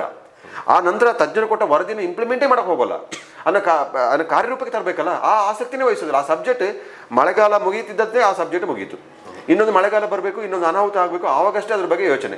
ಜನರು ಅದಕ್ಕೆ ಪೂರಕವಾಗಿರಲ್ಲ. ಸಾರ್ವಜನಿಕರು ಸಹ, ಸಂಘ ಸಂಸ್ಥೆಗಳು ಸಹ ಅದ್ರ ಬಗ್ಗೆ ಅದನ್ನ ತಾರ್ಕಿಕ ಅಂತ್ಯ ಆಗುವವರೆಗೆ ಅದನ್ನು ತೆಗೆದುಕೊಂಡು ಹೋಗುವಂಥದ್ದು ನಡೆಯಲ್ಲ. ಇನ್ನೂ ಅನ್ಸೋದು, ಈ ರಾಜ್ಯ ಸೀಟದ ವಿಚಾರನೆ ಎತ್ಕೊಂಡು ಇಡೀ ಮಡಿಕೇರಿಯ ಸಮಗ್ರತೆ ಬಗ್ಗೆನೂ ನಾವು ಚರ್ಚೆ ಮಾಡಬೇಕಾಗಿದೆ. ಈಗಾಗಲೇ ಆಗಿ ಹೋಗಿರೋ ಕಟ್ಟಡಗಳನ್ನು ತೆರವುಗೊಳಿಸೋಕ್ಕೆ ಸಾಧ್ಯ ಆಗುವಂಥದ್ದು ಸುಲಭವಾದ ಕೆಲಸಗಳಲ್ಲ. ಇನ್ನಾದರೂ ಎಚ್ಚೆತ್ತುಕೊಂಡು ಏನಾದರೂ ಯೋಜನೆಗಳನ್ನ ಮಾಡುವ ಸಂದರ್ಭದಲ್ಲಿ ಅದರ ಬಗ್ಗೆ ಮುಕ್ತ ಚರ್ಚೆ ಮಾಡಿಕೊಂಡೇ ಏನಾದರೂ ಅನುಮತಿ ಕೊಡುವ ರೀತಿಯಲ್ಲಿ ಮಾಡಬೇಕು. ಇನ್ನೊಂದಿಷ್ಟು ಒಂದು 30% ಅಷ್ಟು ಬೆಟ್ಟ ಗುಡ್ಡಗಳು ಮಡಿಕೇರಿ ಉಳಿದಿರ್ಬೋದು. ಅದನ್ನೆಲ್ಲ ಕಟ್ಟಡ ನಿರ್ಮಾಣ ಆದರೆ ಇನ್ನೇನೂ ಇರೋದಿಲ್ಲ ಇಲ್ಲಿ ಮಡಿಕೇರಿ ಒಳಗೆ. ಒಂದಿನ ಅನಾಹುತವಾದಾಗಷ್ಟೇ ಮತ್ತೆ ಅದು ಕ್ಲಿಯರ್ ಆಗುವಂಥದ್ದು ಸಹ ನಾವು ಗಮನಿಸಬೇಕು. ಈಗ ನೋಡಿ, ನಾವು 2018 ಭೂಕುಸಿತ ಆದ ಸಂದರ್ಭದಲ್ಲೂ ಸಹ ಫಸ್ಟ್ ನಮಗೆ ಬೆಳಕಿಗೆ ಬಂದಿದೆ, ಮಾರ್ಕೆಟ್ ಪಕ್ಕದಲ್ಲಿದ್ದ ಒಂದು ಮನೆ ಹಂಗೆ ತೇಲಾಡ್ಕೊಂಡು ಹೋಗಿರೋದು. ಅದು ಯಾವುದೋ ಕಂಪ್ಯೂಟರಲ್ಲಿ ಗ್ರಾಫಿಕ್ ಮಾಡಿದ ರೀತಿಯಲ್ಲಿ ಇತ್ತು. ಬಹುತೇಕ ಜನರಿಗೆ ಅದೊಂದು ಅರ್ಧ ಗಂಟೆ 1 ಗಂಟೆವರೆಗೆ ಅದನ್ನು ಸ್ವೀಕಾರ ಮಾಡಕ್ಕೆ ರೆಡಿ ಇರಲಿಲ್ಲ. ಈಗೆಲ್ಲ ಬಿಟ್ಟರೆ ವಿಡಿಯೋ 100% ಹಂಗೆ ಇತ್ತದು. ಇಡೀ ಮನೆ ಹಿಂಗೆ ತೇಲಾಡ್ಕೊಂಡು ಹೋಗೋದು ಅಂತ ಹೇಳುವಾಗ ಯಾರು ನಂಬಿಕೆ ಪರಿಸ್ಥಿತಿ ಇರಲಿಲ್ಲ. ಮತ್ತೆ ಎಲ್ಲ ಕಡೆ ಭೂಕುಸಿತ ಉಂಟಾದಾಗ ಅದು ಖಚಿತವಾಗಿರೋದು. ಆ ಪರಿಸ್ಥಿತಿ, ಒಂದು ಮನೆ ಹೇಗೆ ಆ ಥರ ತೇಲಾಡ್ಕೊಂಡು ಹೋಯ್ತು, ಮುಂದೊಂದು ದಿನ ಎಲ್ಲ ಮನೆಗಳು, ಎಲ್ಲ ಕಟ್ಟಡಗಳು ತೇಲಾಡೋ ಪರಿಸ್ಥಿತಿಗೆ, ಎಲ್ಲ ತೇಲಾಡುವಂಥ ಪರಿಸ್ಥಿತಿ 100% ಈ ಥರ ನಾವು ನಿಯಮ ಮಾಹಿರವಾಗಿ ಅಥವಾ ಅಪಾಯವನ್ನು ಲೆಕ್ಕಿಸದೆ, ಅಪಾಯವನ್ನು ಪರಿಗಣಿಸದೆ ನಾವು ಮಾಡ್ತಾ ಹೋದಾಗ ಅದಾಗುತ್ತೆ. ಇಡೀ ಆಡಳಿತ ವ್ಯವಸ್ಥೆಗೆ ಜವಾಬ್ದಾರಿ ಇದೆ, ಎಷ್ಟು ಮಟ್ಟಿಗೆ ಸ್ಪಂದಿಸ್ತಾರೆ ನೋಡಬೇಕಾಗುತ್ತೆ. ರಾಜ್ಯಕ್ಕೆ ನೆಲೆಗಟ್ಟಲ್ಲಿ ಚರ್ಚೆ ಮಾಡೋದು ಒಂದು, ಅವರು ರಾಜ್ಯಕ್ಕೆ ಮಾಡೋದಕ್ಕೆ ಈ ವಿಚಾರನ ಬಳಸ್ಕೊಳ್ಳುವಂಥದ್ದು ಒಂದು, ಲಾಭದ ಕಾರಣಕ್ಕಾಗಿ ವ್ಯವಹಾರ ಮಾಡುವವರು ಒಂದು ರೀತಿಯಲ್ಲಿ ವಾದಿಸುವವರು ಬೇರೆ. ಅವರವರ ವ್ಯವಹಾರಕ್ಕೆ, ಲಾಭಕ್ಕೆ ಅವ್ರು ಇನ್ನೊಂದು ರೀತಿಯಲ್ಲಿ ಬಿಂಬಿಸ್ಕೊಳ್ತಾರೆ. ಅದು ಅವರಿಂದ ಆಗೋಲ್ಲ. ನಾನು ಅದನ್ನು ಇನ್ನೊಂದು ಸಲ ಸಾಕಷ್ಟು ಬಾರಿ ಯೋಚನೆ ಮಾಡ್ತಿರ್ತೀನಿ. ಈ ಮರ ವ್ಯಾಪಾರ ಮಾಡುವವರು ಪರಿಸರ ಸಂರಕ್ಷಣೆ ಬಗ್ಗೆ ಮಾತಾಡೋದು ಅಥವಾ ಭೂಮಾಲೀಕರ ಬಗ್ಗೆ ಮಾತಾಡೋದು. ಈ ಮರ ವ್ಯಾಪಾರಿಗಳು ಬಂದು, ನಾನು ಸುಮಾರು ನೋಡಿದ್ದೀನಿ, ಭೂಮಾಲೀಕರು ಬಂದು, ಮರ ವ್ಯಾಪಾರಿಗಳು ಬಂದು ಅವರು ಭೂಮಾಲೀಕರ ಹೆಸರಿನಲ್ಲಿ ಅವರು ಇರ್ತಾರೆ, ಅವರಿಗೂ ಜಾಗ ಇರ್ತದೆ, ಇಲ್ಲ ಅಂತಿಲ್ಲ, ಅವರು ಬಂದು ಹೇಳೋದು ಕಷ್ಟದಲ್ಲಿದ್ದಾರೆ, ಆ ಕಾಫಿಗೆ ಆದಾಯ ಇಲ್ಲ, ಇವ್ರಿಗೆ ಸಂಪತ್ತಿಲ್ಲ, ಮರ ಮಾರಿದರೆ ಅವ್ರಿಗೆ ಒಂದು ಮದುವೆ ಮಾಡ್ಕೊಳ್ಬೋದು, ಮಕ್ಕಳ ವಿದ್ಯಾಭ್ಯಾಸಕ್ಕೆ ಮಾಡ್ಬೋದು, ಸಂಸಾರಕ್ಕೆ. ಇವರು ಮರ ವ್ಯಾಪಾರಿಗಳು ಬಂದು ಮರದ ಮಾಲೀಕತ್ವದ ಬಗ್ಗೆ ಮಾತಾಡೋದು. ಅವರು ಹೇಳೋದೇನು ಭೂಮಾಲೀಕರು ಅಂತ ಮಾತಾಡೋದು. ನಿಜವಾದ ಭೂಮಾಲೀಕ ಮಾತಾಡೋಕೆ ಬರೋದಿಲ್ಲ. ಮರ ವ್ಯಾಪಾರಿ ಒಂದು, ಮರಗಳ್ಳರು ಇನ್ನೊಂದು, ಅವರು ಬಂದು ಮಾತಾಡೋದು. ಮರ ವ್ಯಾಪಾರಿ ಮಾಡೋದು ಬರಲಿ, ನಿಯಮಿತವಾಗಿ ಮಾಡುವಂತ ಮರ ವ್ಯಾಪಾರಿ ಮಾತ್ರ ಒಂದು ಕಡೆ, ಮರಗಳ್ಳ ಮತ್ತೆ ಮಾತು. ಅದೇ ರೀತಿ ಈ ರಾಜಸೀಟು ಉದ್ಯಾನದಲ್ಲೂ ರಾಜ್ಯಕ್ಕೆ ದ್ವೇಷ ಇಟ್ಟುಕೊಂಡು ವ್ಯವಹಾರದ ಲಾಭ ನಷ್ಟ ಇಟ್ಟುಕೊಂಡು ಅವರು ಇದರ ಬಗ್ಗೆ ಹೆಚ್ಚು ಚರ್ಚೆಗೆ ಒಳಪಡಿಸ್ತಿದ್ದಾರೆ. ಹೊರ ಜಗತ್ತಿಗೆ ಇದರ ಅರಿವು ಇರೋದಿಲ್ಲ, ಏನು ಇದರ ಅರಿವಿರಲ್ಲ. ಈಗ ನೋಡಿ, ತೋಟಗಾರಿಕೆ ಇಲಾಖೆಯಲ್ಲಿ ಏನಾಗಿದೆ ಆಂತರಿಕವಾಗಿ ವಿಚಾರಕ್ಕೆ ಗೊತ್ತಿರಲ್ಲ. ನಿಜವಾಗ್ಲೂ ಇದು ನನಗನ್ನಿಸ್ತದೆ ಇಡೀ ಒಂದು ಗೋಲ್ಮಾಲ್ ಅಂತ ಅಂದ್ಕೊಳ್ತೀನಿ. ಇದ್ರ ಬಗ್ಗೆ ತನಿಖೆ ನಡೆಸುವಂಥದ್ದು ಕ್ರಮಕ್ಕಾದರೂ ಹೋಗಬೇಕು, ಅಥವಾ ಜಿಲ್ಲಾಡಳಿತ ವರದಿಯನ್ನು ಬಹಿರಂಗಪಡಿಸಿದ್ರೆ ಸತ್ಯಾಂಶವಾದರೂ ಗೊತ್ತಾಗುವಂತಾಗುತ್ತೆ. ಈ ಥರದ ವ್ಯವಹಾರಗಳಿಗೆ ಈ ಕಡಿವಾಣ ಹಾಕಲೇಬೇಕಾಗ್ತದೆ. ಇಲ್ಲದಿದ್ದರೆ ಮಡಿಕೇರಿ ಸೇರಿದಂತೆ ಕೊಡಗಿಗೆ ಮತ್ತಷ್ಟು ಅಪಾಯಗಳು ಆಗುವಂಥದ್ದಾಗಿದೆ. ಹೀಗಾಗಿ ನಾಯಿಕೊಡೆಯಂತೆ ಇಲ್ಲಿ ರೆಸಾರ್ಟ್ಗಳು, ಹೋಮ್ ಸ್ಟೇಗಳು ತಲೆ ಎತ್ತಿರುವಂಥದ್ದು ನಡೆಯುತ್ತಿರುವಂಥದ್ದು. ಯಾರು ರಾಜಾರೋಷವಾಗಿ ವ್ಯವಹಾರ ನಡೆಸ್ತಾ ಇದ್ದಾರೆ, ಏನು ಕ್ರಮ ಆಗ್ತಿಲ್ಲ, ಏನು ಬೇಕಾದ್ರೂ ಯಾರು ಬೇಕಾದ್ರೂ ಏನು ಬೇಕಾದ್ರೂ ಮಾಡ್ಬೋದು ಅಂತ ಹೇಳುವ ಪರಿಸ್ಥಿತಿಗೆ ಇವತ್ತು ಕೊಡಗು ಹೋಗಿ ತಲುಪುವ ಹಂಗೆ ಆಗಿದೆ. ನೀವು ಹೇಳಿದಾಗೆ ಈಗ ಇಲ್ಲಿ ಇವರ ಲಾಭ ನಷ್ಟದ ಲೆಕ್ಕಾಚಾರದಲ್ಲಿ ಇಲ್ಲಿಂದ ವರದಿ ಮಾಡಿ ಕಳಿಸ್ತಾರೆ. ಬೆಂಗಳೂರು ಆಫೀಸಲ್ಲಿ AC ಆಫೀಸಲ್ಲಿ ಕೂತ್ಕೊಂಡವರಿಗೆ ಕೊಡಗಿನ ಸ್ಟ್ರಕ್ಚರ್ ಗೊತ್ತಿರೋದಿಲ್ಲ, ಇಲ್ಲಿನ ಭೌಗೋಳಿಕ ಪರಿಸ್ಥಿತಿ ಹೇಗಿರುತ್ತೆ ಅಂತ ಗೊತ್ತಿರೋದಿಲ್ಲ. ಅದರಿಂದ ಆಗುವಂತಹ ಅನಾಹುತ ಅದ್ರ ಬಗ್ಗೆ ತಲೆನೇ ಕೆಡಿಸ್ಕೊಳ್ಳೋದಿಲ್ಲ. ಅವರು ಫೈಲ್ ಮೂವ್ ಮಾಡ್ಕೊಂಡು ಎಲ್ಲ ಮಾಡಿಕೊಡ್ತಾರೆ ಇಲ್ಲಿಂದ ಕಳಿಸ್ದ ಹಾಗೆ. ಅಲ್ಲ, ಅದನ್ನೇ ನೋಡಿ, ಈಗ ಉನ್ನತಾಧಿಕಾರಿಗಳು ಬರ್ತಾರೆ, ಈಗ ಉಸ್ತುವಾರಿ ಕಾರ್ಯದರ್ಶಿಗಳು ಅಂತ ಇರ್ತಾರೆ. ಉಸ್ತುವಾರಿ ಕಾರ್ಯದರ್ಶಿಗಳ ಮೀಟಿಂಗ್ಗಳು ಇತ್ತೀಚೆಗೆ ಎಷ್ಟು ಗಂಭೀರವಾಗಿ ನಡೀತದೆ. ಅದಕ್ಕೆ ಒಂದು ಗಂಭೀರತೆ ಇಲ್ಲ. ಈಗ ಉಸ್ತುವಾರಿ ಕಾರ್ಯದರ್ಶಿ ಬಂದಾಗ ಯಾವುದೋ ಸಣ್ಣ ಪುಟ್ಟ ವಿಚಾರ ಚರ್ಚೆ ಮಾಡೋದಲ್ಲ. ಸರ್ಕಾರ ಜಿಲ್ಲೆಯಲ್ಲಿ ಆಗದೆ ಪೆಂಡಿಂಗ್ ಇರುವಂಥ ಕೆಲಸಗಳ ಬಗ್ಗೆ ಸರ್ಕಾರ ಮಟ್ಟದಲ್ಲಿ ವ್ಯವಹರಿಸೋದಕ್ಕಾಗಿ ಆ ಉಸ್ತುವಾರಿ ಕಾರ್ಯದರ್ಶಿಗೆ ಗಮನಕ್ಕೆ ತರುವಂಥ ಕೆಲಸಗಳಾಗಬೇಕು. ಅಂತ ಎಷ್ಟು ಕೆಲಸಗಳನ್ನು ನಮ್ಮ ಜನಪ್ರತಿನಿಧಿಗಳಾಗಿರ್ಬೋದು, ಅಧಿಕಾರಿಗಳಾಗ್ಬೋದು, ಆ ಉಸ್ತುವಾರಿ ಕಾರ್ಯದರ್ಶಿ ತರ್ತಾರೆ. ಆ ಉಸ್ತುವಾರಿ ಕಾರ್ಯದರ್ಶಿ ಹೋಗಿ ಅಲ್ಲಿ ವ್ಯವಹರಿಸಿ ಆ ತೊಡಕುಗಳನ್ನು ನಿವಾರಿಸ್ತಾರೆ. ಇಲ್ಲಿ ಎಷ್ಟು ಈಗ ನೋಡಿ, ಸುವರ್ಣ ಸಮುಚ್ಚಯ ಭವನ 2008ರಲ್ಲಿ ಸುವರ್ಣ ಮಹೋತ್ಸವ ಸಂದರ್ಭದಲ್ಲಿ ಎಲ್ಲಾ ಜಿಲ್ಲಾ ಕೇಂದ್ರಗಳಲ್ಲಿ ಸುವರ್ಣ ಸಮುಚ್ಚಯ ಭವನಕ್ಕೆ ಮಂಜೂರಾಗಿದ್ದು 2008ಲ್ಲಿ 2025 ಏನು ಎಷ್ಟು ವರ್ಷ ಬೇಕಿನ್ನು? ಅಲ್ಲಿ ಕಾಂಟ್ರಾಕ್ಟರ್ ಒಂದು 3 ಹಂತದ ಕಾಂಟ್ರಾಕ್ಟ್ ಚೇಂಜ್ ಆಯ್ತು. ನೀವು ಬಿಲ್ಡಿಂಗ್ ನೋಡಿ, ಈ ಸ್ಟೆಪ್ ಬೈ ಸ್ಟೆಪ್ ಕಾಣ್ಬೋದು. ಒಂದು ಕಾಂಟ್ರಾಕ್ಟ್ ಮಾಡಿದ ಕೆಲಸ ಕಾಣ್ಬೋದು, ಇನ್ನೊಂದು ಕಾಂಟ್ರಾಕ್ಟ್ ಮಾಡ್ಬೋದು, ಇನ್ನೊಂದು ಕಾಂಟ್ರಾಕ್ಟರ್ ಮಾಡ್ಬೋದು. 3 ಕಾಂಟ್ರಾಕ್ಟ್ 3 ತರ ಕಾಣ್ಬೋದು. ಇದರಲ್ಲಿ ಕಳಪೆ ಆದ್ರೆ ಯಾವ ಕಾಂಟ್ರಾಕ್ಟರ್ಗೆ ಹೇಳೋದು? ಅವನು ಹೇಳಿದ ಬೇಸ್ಮೆಂಟ್ ಸೇರಿಲ್ಲ ಅಂತ ಹೇಳ್ತಾನೆ, ಮಧ್ಯದಲ್ಲಿ ಮಾಡಿ ಸೇರಿಲ್ಲ ಅಂತ ಹೇಳ್ತಾನೆ, ಫಿನಿಶಿಂಗ್ ಸೇರಿಲ್ಲ ಅಂತ ಹೇಳ್ತಾನೆ. ಅದಕ್ಕೊಂದು ಅಸ್ತಿತ್ವ ಇರ್ತದ? ಒಂದು ಕಟ್ಟಡದ ಅಸ್ತಿತ್ವ ಅವಧಿಯ ಮುಗಿಯುವ ಹಂತಕ್ಕೆ ಆ ಕಟ್ಟಡ ಇನ್ನೂ ಪೂರ್ಣಗೊಂಡಿದೆ. ಇದನ್ನೆಲ್ಲ ಗಂಭೀರವಾಗಿ ತೆಗೆದುಕೊಳ್ಬೇಕಲ್ಲ. ಇದರ ಕೊರತೆ ಏನಿದೆ ಅಂತ ಯೋಚನೆ ಮಾಡಬೇಕಾಗಿಲ್ಲ. ಜನತೆ ಮ್ಯೂಸಿಯಂ ಸಮಸ್ಯೆಗಳು ಅಷ್ಟೇ, ಅದರ ಮುಂದುವರೆದ ಕಾಮಗಾರಿಗಳ ಬಗ್ಗೆ ಕಾಳಜಿಯೇ ಇಲ್ಲ. ಎಲ್ಲ ಯೋಜನೆಗಳು ಹಾಗೆ ಆಗ್ತದೆ. ಯಾಕೆ ಆಗುತ್ತೆ ಅಂತ ಹೇಳಿದ್ರೆ, ಸಿಸ್ಟಮ್ ಚೆನ್ನಾಗಿದೆ, ನಮ್ಮ ವ್ಯವಸ್ಥೆಗಳು ಚೆನ್ನಾಗಿದೆ. ಬೇರೆ ಬೇರೆ ಹಂತ, ಈಗ KDP ಸಭೆ ಯಾಕೆ ನಡೆಸ್ತಾರೆ, ಉಸ್ತುವಾರಿ ಕಾರ್ಯದರ್ಶಿ ಸಭೆ ಯಾಕೆ ನಡೆಸ್ತಾರೆ, ಶಾಸಕರುಗಳ KDP ಯಾಕೆ ನಡೆಸ್ತಾರೆ, ಉಸ್ತುವಾರಿ ಸಚಿವರು, ಉಸ್ತುವಾರಿ ಕಾರ್ಯದರ್ಶಿಗಳು ಬೇರೆ ಬೇರೆ ಸಭೆಗಳನ್ನ ಯಾಕೆ ನಡೆಸ್ತಾರೆ? ಈ ಎಲ್ಲ ತೊಡಕುಗಳನ್ನು ಇದ್ದಾಗ ಅದನ್ನು ಪರಿಹರಿಸುವ ಇರುವಂಥದ್ದು. ಈಗ ರಾಜ್ಯಸೀಟದ ಗ್ಲಾಸ್ ಬ್ರಿಡ್ಜ್ ಮತ್ತೆ ತಗೊಂಡ್ರೆ ಈ ಯೋಜನೆ ಯಾಕೆ ಹೀಗೆ ಆಗಿದೆ ಅಂತ ಹೇಳಿ ಗಟ್ಟಿ ಧ್ವನಿಯಲ್ಲಿ ಅವರನ್ನ, ಉಸ್ತುವಾರಿ ಕಾರ್ಯದರ್ಶಿಯನ್ನ, ಉಸ್ತುವಾರಿ ಸಚಿವರನ್ನ, ಜಿಲ್ಲಾಧಿಕಾರಿಯನ್ನ, ಶಾಸಕರುಗಳನ್ನ ಪ್ರಶ್ನೆ ಮಾಡುವವರು ಯಾರಿದ್ದಾರೆ? ಟೀಕೆ ಟಿಪ್ಪಣಿ ಮಾಡೋದು ಬೇರೆ, ನಾವು ಏನೋ ದುರುದ್ದೇಶ ಇಟ್ಟುಕೊಂಡು ಟೀಕೆ ಟಿಪ್ಪಣಿ ಮಾಡೋದು ಬೇರೆ. ವಾಸ್ತವ ನೆಲೆಗಟ್ಟಲ್ಲಿ ಯಾರು ಪ್ರಶ್ನೆ ಮಾಡ್ತಾರೆ? ಅಂಥವ್ರು ಯಾರೂ ಕಾಣ್ತಾ ಇಲ್ಲ. ಅದೇ ಸಮಸ್ಯೆಗೆ ಮೂಲ ಆಗ್ತಿರುವಂಥದ್ದು. ಇನ್ನಾದರೂ ಇದನ್ನು ಎತ್ತುಕೊಂಡು ಯಾಕೆ ಇಷ್ಟು ಗೌಪ್ಯವಾಗಿ ನಡೀತಿದ್ದಾರೆ? ಎಲ್ಲೂ ಬಹಿರಂಗ ಆಗಲಿ, ಇಲ್ಲದಿದ್ದರೆ ಯೋಜನೆಗಳ ಬಗ್ಗೆ ಈಗ ಟೆಂಡರ್ ಪ್ರಕ್ರಿಯೆ, ತಾಂತ್ರಿಕ ಟೆಂಡರ್ ಒಪ್ಪಿಗೆ ಆಗುವ ಹಂತದವರೆಗೆ ಈ ಟೆಂಡರ್ ಅವಧಿ ಜುಲೈವರೆಗೆ ಈ ಪ್ರಕ್ರಿಯೆ ನಡೀತಿತ್ತು. ಹಾಗಾದರೆ ಈಗ ಕಾಮಗಾರಿಯ ಒಂದಿಗೆ ಏನೇನು ಯೋಜನೆ, ಅದರಲ್ಲಿ ಏನೇನೋ ಯೋಜನೆಗಳ ಅಂಶಗಳಿದೆ ಅಂತ ಹೇಳೋದೊಂದಿಗೆ ಈ ಟೆಂಡರಲ್ಲಿ ಯಾರು ಪಾರ್ಟಿಸಿಪೇಟ್ ಮಾಡಿದ್ದಾರೆ, ಈ ಟೆಂಡರ್ದಾರರು ಯಾರು, ಅವ್ರನ್ನ ಬಹಿರಂಗಪಡಿಸಬೇಕು. ಪ್ಲಸ್ ಇದರಲ್ಲಿ ಏನೇನೋ ಅಂಶಗಳಿದನ್ನು ಬಹಿರಂಗಪಡಿಸಬೇಕು. ಇದನ್ನು ಬಹಿರಂಗಪಡಿಸದೆ ಹೋದ್ರೆ ಇದು ಒಳ್ಳೆ ಬೆಳವಣಿಗೆ ಅಲ್ಲ. ವರದಿ ತಗೊಂಡು ಮಾಡಿದಾರ ಏನು ಎತ್ತ ಅನ್ನೋದು ಹೌದು. ಅಲ್ಲ, ಇವರೇ ನೀವು ಗೋಲ್ಮಾಲ್ ಮಾಡಿ ಮಾಡುವ ಸಂದರ್ಭದಲ್ಲಿ ಟೆಕ್ನಿಕಲ್ ವರದಿನ ಇವರೇ ರೆಡಿ ಮಾಡ್ಕೊಂಡು ಇವರಿಗೆ ಬೇಕಾದ ವರದಿನೇ ಮಾಡ್ಕೊಳ್ತಾರೆ ಅಂತ. ಇನ್ನೂ ಒಂದು, ಈಗ ನೋಡಿ, ಬೆಂಗಳೂರಲ್ಲಿ ಇರುವಂಥ ಅಧಿಕಾರಿಗಳಿಗೆ ಕೊಡಗಿ ಏನಾಗಬೇಕಾಗುತ್ತೆ? ಅವ್ರಿಗೆ ಏನು ಕಾಳಜಿ ಇರ್ತದೆ? ಅವರಿಗೆ ಬಹುತೇಕ ಈಗ ಏನು ವ್ಯವಸ್ಥೆಗಳು ಏನಾಗಿ ಹೋಗಿದೆ ಅಂದರೆ, ನಮಗೆ ನನ್ನ ಹುದ್ದೆ ಇದ್ದರೆ ಸಾಕು, ನನ್ನ ಪ್ರಮೋಷನ್, ನನ್ನ ಜಾಬ್ಗೆ ತೊಂದರೆ ಆಗದಿದ್ದರೆ ಸಾಕು ಅಂತ ಹೇಳೋ ಭಾವನೆಗೆ ಸರ್ಕಾರಿ ಅಧಿಕಾರಿಗಳು, ಸರ್ಕಾರಿ ನೌಕರರು ಬಂದಿದ್ದಾರೆ. ಕಾಳಜಿ ಪೂರ್ವಕವಾಗಿ ಕೆಲಸ ಮಾಡಬೇಕು, ನನ್ನ ಹುದ್ದೆಗೆ ನ್ಯಾಯ ಒದಗಿಸಬೇಕು ಅಂತ ಹೇಳುವ ರೀತಿಯಲ್ಲಿ ಬಹುತೇಕ ಈ ವ್ಯವಸ್ಥೆನೇ ಅವರನ್ನು ಹಾಳು ಮಾಡಿ ಹಾಕಿದೆ. ಹಾಗಾಗಿ ಈ ಯೋಜನೆ ನೋಡಿ, ಇಲ್ಲೇ ಮಡಿಕೇರಿಯಲ್ಲಿ ಆಗಬೇಕಾದ ವ್ಯವಸ್ಥೆ ಬೆಂಗಳೂರು ಕಚೇರಿಗೆ ಹೋಗ್ತಾ ಅಂದರೆ, ಬೆಂಗಳೂರು ಕಚೇರಿಯಲ್ಲಿ ಇರುವವನಿಗೆ ಏನು ಉದ್ದೇಶ ಇರುತ್ತೆ? ಒಂದಿಷ್ಟು ಕಾಸು ಕೊಟ್ಟರೆ ಸಾಕು ಅಂತ ಹೇಳಿರುತ್ತೆ. ಅಥವಾ ಅವನಿಗೆ ಇವರು ಕೊಟ್ಟ ಮಾಹಿತಿಯೇ ಶ್ರೇಷ್ಠ ಅಂತ ಅನಿಸ್ಕೊಳ್ತಾರೆ. ಅಲ್ಲಿ ಮಡಿಕೇರಿ ಸಿಟಿಗೆ ತುಂಬ ಜನ ಪ್ರವಾಸಿಗರು ಬರ್ತಾರೆ, ಅವರ ಆಕ್ಟಿವಿಟೀಸ್ಗೆ ಏನಿಲ್ಲ, ಅದಕ್ಕಾಗಿ ಇದು ಮಾಡ್ತಾ ಇದ್ದೀವಿ ಅಂತ ಹೇಳಿದಾಗ ಅವ್ರಿಗೆ ಅನಿಸ್ಬೋದು. ಬೇಕಾದರೆ ಹಣದೇ ನಡೀತದೆ ಅಂತ ಹೇಳೋಕ್ಕಾಗಲ್ಲ ಕೆಲವು ಸಲ. ಅವ್ರನ್ನ ತಪ್ಪಾಭಿಪ್ರಾಯ ಒಪ್ಕೊಳ್ಳೋಕೆ ಚಾನ್ಸಸ್ ಇರುತ್ತೆ. ಅಥವಾ ಅಲ್ಲಿಯೇ ಬಂದ ಅಧಿಕಾರಿ ಇಲ್ಲಿ ಬಂದು ಸ್ಥಳ ಪರಿಶೀಲನೆ ಮಾಡಿದಾರಾ, ವರದಿಯನ್ನು ಪಡ್ಕೊಂಡಿದ್ದಾರಾ, ಅಥವಾ ವಾಸ್ತವ ಸ್ಥಿತಿಗತಿಯನ್ನು ಅವ್ರು ನೋಡಿದಾರಾ, ಚರ್ಚೆ ಮಾಡಿದಾರಾ? ಏನೂ ಇಲ್ಲಲ್ಲ, ಬಹಿರಂಗವಾಗಿ ಏನಿಲ್ಲ, ಗೌಪ್ಯವಾಗಿ ಮಾಡ್ಕೊಂಡಿದ್ದಾರೆ, ಅವರಿಗೆ ಗೊತ್ತಿಲ್ಲ. ಹಾಗಾದರೆ ಒಬ್ಬ ಯೋಜನೆಯನ್ನೇ ನಮ್ಮ ಲಾಭಕ್ಕಾಗಿ ರೂಪಿತವಾದ ಯೋಜನೆಯನ್ನು ಅದಕ್ಕೆ ಬೇಕಾದ ಎಲ್ಲ ವ್ಯವಸ್ಥೆಗಳನ್ನ ಸ್ಟೆಪ್ ಬೈ ಸ್ಟೆಪ್ ಮಾಡ್ಕೊಂಡು ಹೋದಾಗ ಇದರಲ್ಲಿ ಸಾಧಕ ಬಾಧಕಗಳ ಬಗ್ಗೆ ಯೋಚನೆ ಮಾಡೋದಕ್ಕೆ ಇರೋದೇ ಇಲ್ಲ. ಯಾರೋ ಕೆಲವರ ವ್ಯವಹಾರಕ್ಕಾಗಿ ಇದೊಂದು ಬಿಸ್ನೆಸ್ ರೀತಿಯಲ್ಲಿ ಆದಾಗ, ವ್ಯವಹಾರಗಳಾದಾಗ, ಅವರ ಬದುಕು ಅಂತ ಆದಾಗ ನಮಗೆ ಇಲ್ಲಿ ಚರ್ಚೆ ಮಾಡಿ ಗಾಳಿಯಲ್ಲಿ ಗುಂಡು ಹೊಡೆದ ರೀತಿಯಲ್ಲೇ ಆಗುತ್ತೆ. ಮೊದಲು ಪ್ರಕ್ರಿಯೆ ಆಗಬೇಕಾದ್ರೆ ಯಾರಾದರೂ ಪರವಾಗಿಲ್ಲ, ಅಧಿಕೃತವಾಗಿ ಆ ಅಂಶವನ್ನು ಬಹಿರಂಗಪಡಿಸಬೇಕು. ಆ ನಂತರ ಅದ್ರ ಬಗ್ಗೆ ಮತ್ತಷ್ಟು ಚರ್ಚೆ ನಡೀಲಿ. ನಾನು ಗ್ಲಾಸ್ ಬ್ರಿಡ್ಜ್ ಬೇಡವೇ ಬೇಡ ಅಂತ ಹೇಳ್ತಿಲ್ಲ, ಬೇಕು ಅಂತ ಎರಡೂ ಹೇಳ್ತಿಲ್ಲ. ಯಾಕೆಂದ್ರೆ ಏನೇ ಗೊತ್ತಿಲ್ಲದ ಮೇಲೆ ಅದ್ರ ಬಗ್ಗೆ ನಾವು ನಿರ್ಧಾರ ತೆಗೆದುಕೊಳ್ಳೋದಕ್ಕೆ ಅರ್ಥನೇ ಇಲ್ಲ ಅದರಲ್ಲಿ. ವೀಕ್ಷಕರೇ, ಸುದೀರ್ಘವಾಗಿ ಚರ್ಚೆ ಮಾಡಿದ್ವಿ. ನಿಮಗೂ ಕೂಡ ಒಂದು ಪಿಕ್ಚರ್ ಸಿಕ್ಕಿರುತ್ತೆ ಯಾವ ಕಾರಣಕ್ಕಾಗಿ ಅಲ್ಲಿ ಪರ ವಿರೋಧದ ಚರ್ಚೆ ಆಗ್ತಾ ಇದೆ, ಅಸಲಿಯಾಗಿ ಆಗಬೇಕಾಗಿರೋದು ಏನು ಅನ್ನೋದು. ನಮ್ಮ ಈ ಚರ್ಚೆಯ ಕೊನೆಯ ಆಗ್ರಹ ಕೂಡ ಅದೇ, ಜಿಲ್ಲಾಡಳಿತ ಅಸಲಿ ಅಂಶವನ್ನು ಬಹಿರಂಗಪಡಿಸಲಿ. ಟೆಂಡರ್ ಪ್ರಕ್ರಿಯೆ ಏನೆಲ್ಲ ಆಗಿದೆ, ಯಾರೆಲ್ಲ ಟೆಂಡರ್ನಲ್ಲಿ ಭಾಗಿಯಾಗಿದ್ದಾರೆ, ಮತ್ತು ಅದಕ್ಕೆ ಪೂರಕವಾಗಿ ಸಾಧಕ ಬಾಧಕದ ವಿಚಾರಗಳನ್ನ ಜಿಲ್ಲಾಡಳಿತ ಯಾವ ರೀತಿ ಕ್ರೋಢೀಕರಣ ಮಾಡಿದೆ, ಎಲ್ಲ ವಿಚಾರವನ್ನೊಂದು ಜನತೆಯ ಮುಂದೆ ಇಟ್ಟರೆ ನಿಮಗೂ ಕೂಡ ಅದು ಕ್ಲಾರಿಟಿ ಇರುತ್ತೆ, ಪರ ವಿರೋಧ ಮಾಡೋರ್ಗೂ ಕ್ಲಾರಿಟಿ ಇರುತ್ತೆ, ಆಡಳಿತ ವ್ಯವಸ್ಥೆಯಲ್ಲಿ ಭಾಗಿಯಾದಂಥ ಎಲ್ರಿಗೂ ಕೂಡ ಅದೊಂದು ಕ್ಲಾರಿಟಿ ಇರುತ್ತೆ. ಆ ನಿಟ್ಟಿನಲ್ಲಿ ಜಿಲ್ಲಾಡಳಿತ ಅಧಿಕಾರಿಗಳು ಮುಂದಾಗ್ತಾರಾ ಅನ್ನೋದು ಪ್ರಶ್ನೆ. ಗೊತ್ತಿಲ್ಲ ಮುಂದೆ ಏನಾಗುತ್ತೆ ಅಂತ. ಕುಟುಂಬರ ಈ ಚರ್ಚೆಯಲ್ಲಿ ಭಾಗಿಯಾಗಿದ್ದಕ್ಕೆ ಥ್ಯಾಂಕ್ ಯು, ಧನ್ಯವಾದ. ವೀಕ್ಷಕರೇ, ನಮ್ಮ ಚಾನಲ್ನ ಯೂಟ್ಯೂಬ್ನಲ್ಲಿ ಸಬ್ಸ್ಕ್ರೈಬ್ ಮಾಡ್ಕೊಳ್ಳಿ, ಹಾಗೆ ಫೇಸ್ಬುಕ್, ಇನ್ಸ್ಟಾಗ್ರಾಮ್ ಪೇಜ್ನಲ್ಲಿ ನಮ್ಮನ್ನು ಫಾಲೋ ಮಾಡಿ. ಇವತ್ತಿನ ಚರ್ಚೆಯ ವಿಚಾರವಾಗಿ ನಿಮ್ಮ ಅನಿಸಿಕೆ, ಅಭಿಪ್ರಾಯಗಳಿದ್ರೆ ಕಮೆಂಟ್ ಮಾಡಿ ಅಥವಾ ನಮಗೆ ಮೆಸೇಜ್ ಮೂಲಕ ತಿಳಿಸಿ. ಮುಂದಿನ ವಾರ ಮತ್ತೊಂದು ಆ ವಾರದ ಚರ್ಚೆಯ ವಿಷಯವನ್ನು ಎತ್ಕೊಂಡು ನ್ಯೂಸ್ ಮಂಚ್ನಲ್ಲಿ ನಾನು ಹಾಜರಾಗ್ತೇನೆ, ಹಾಗೆ ಕುಟುಂಬ ಅವರು ಇರ್ತಾರೆ. ಮುಂದಿನ ವಾರ ಮತ್ತೆ ಸಿಗೋಣ. ಎಲ್ರಿಗೂ ಬಾಯ್.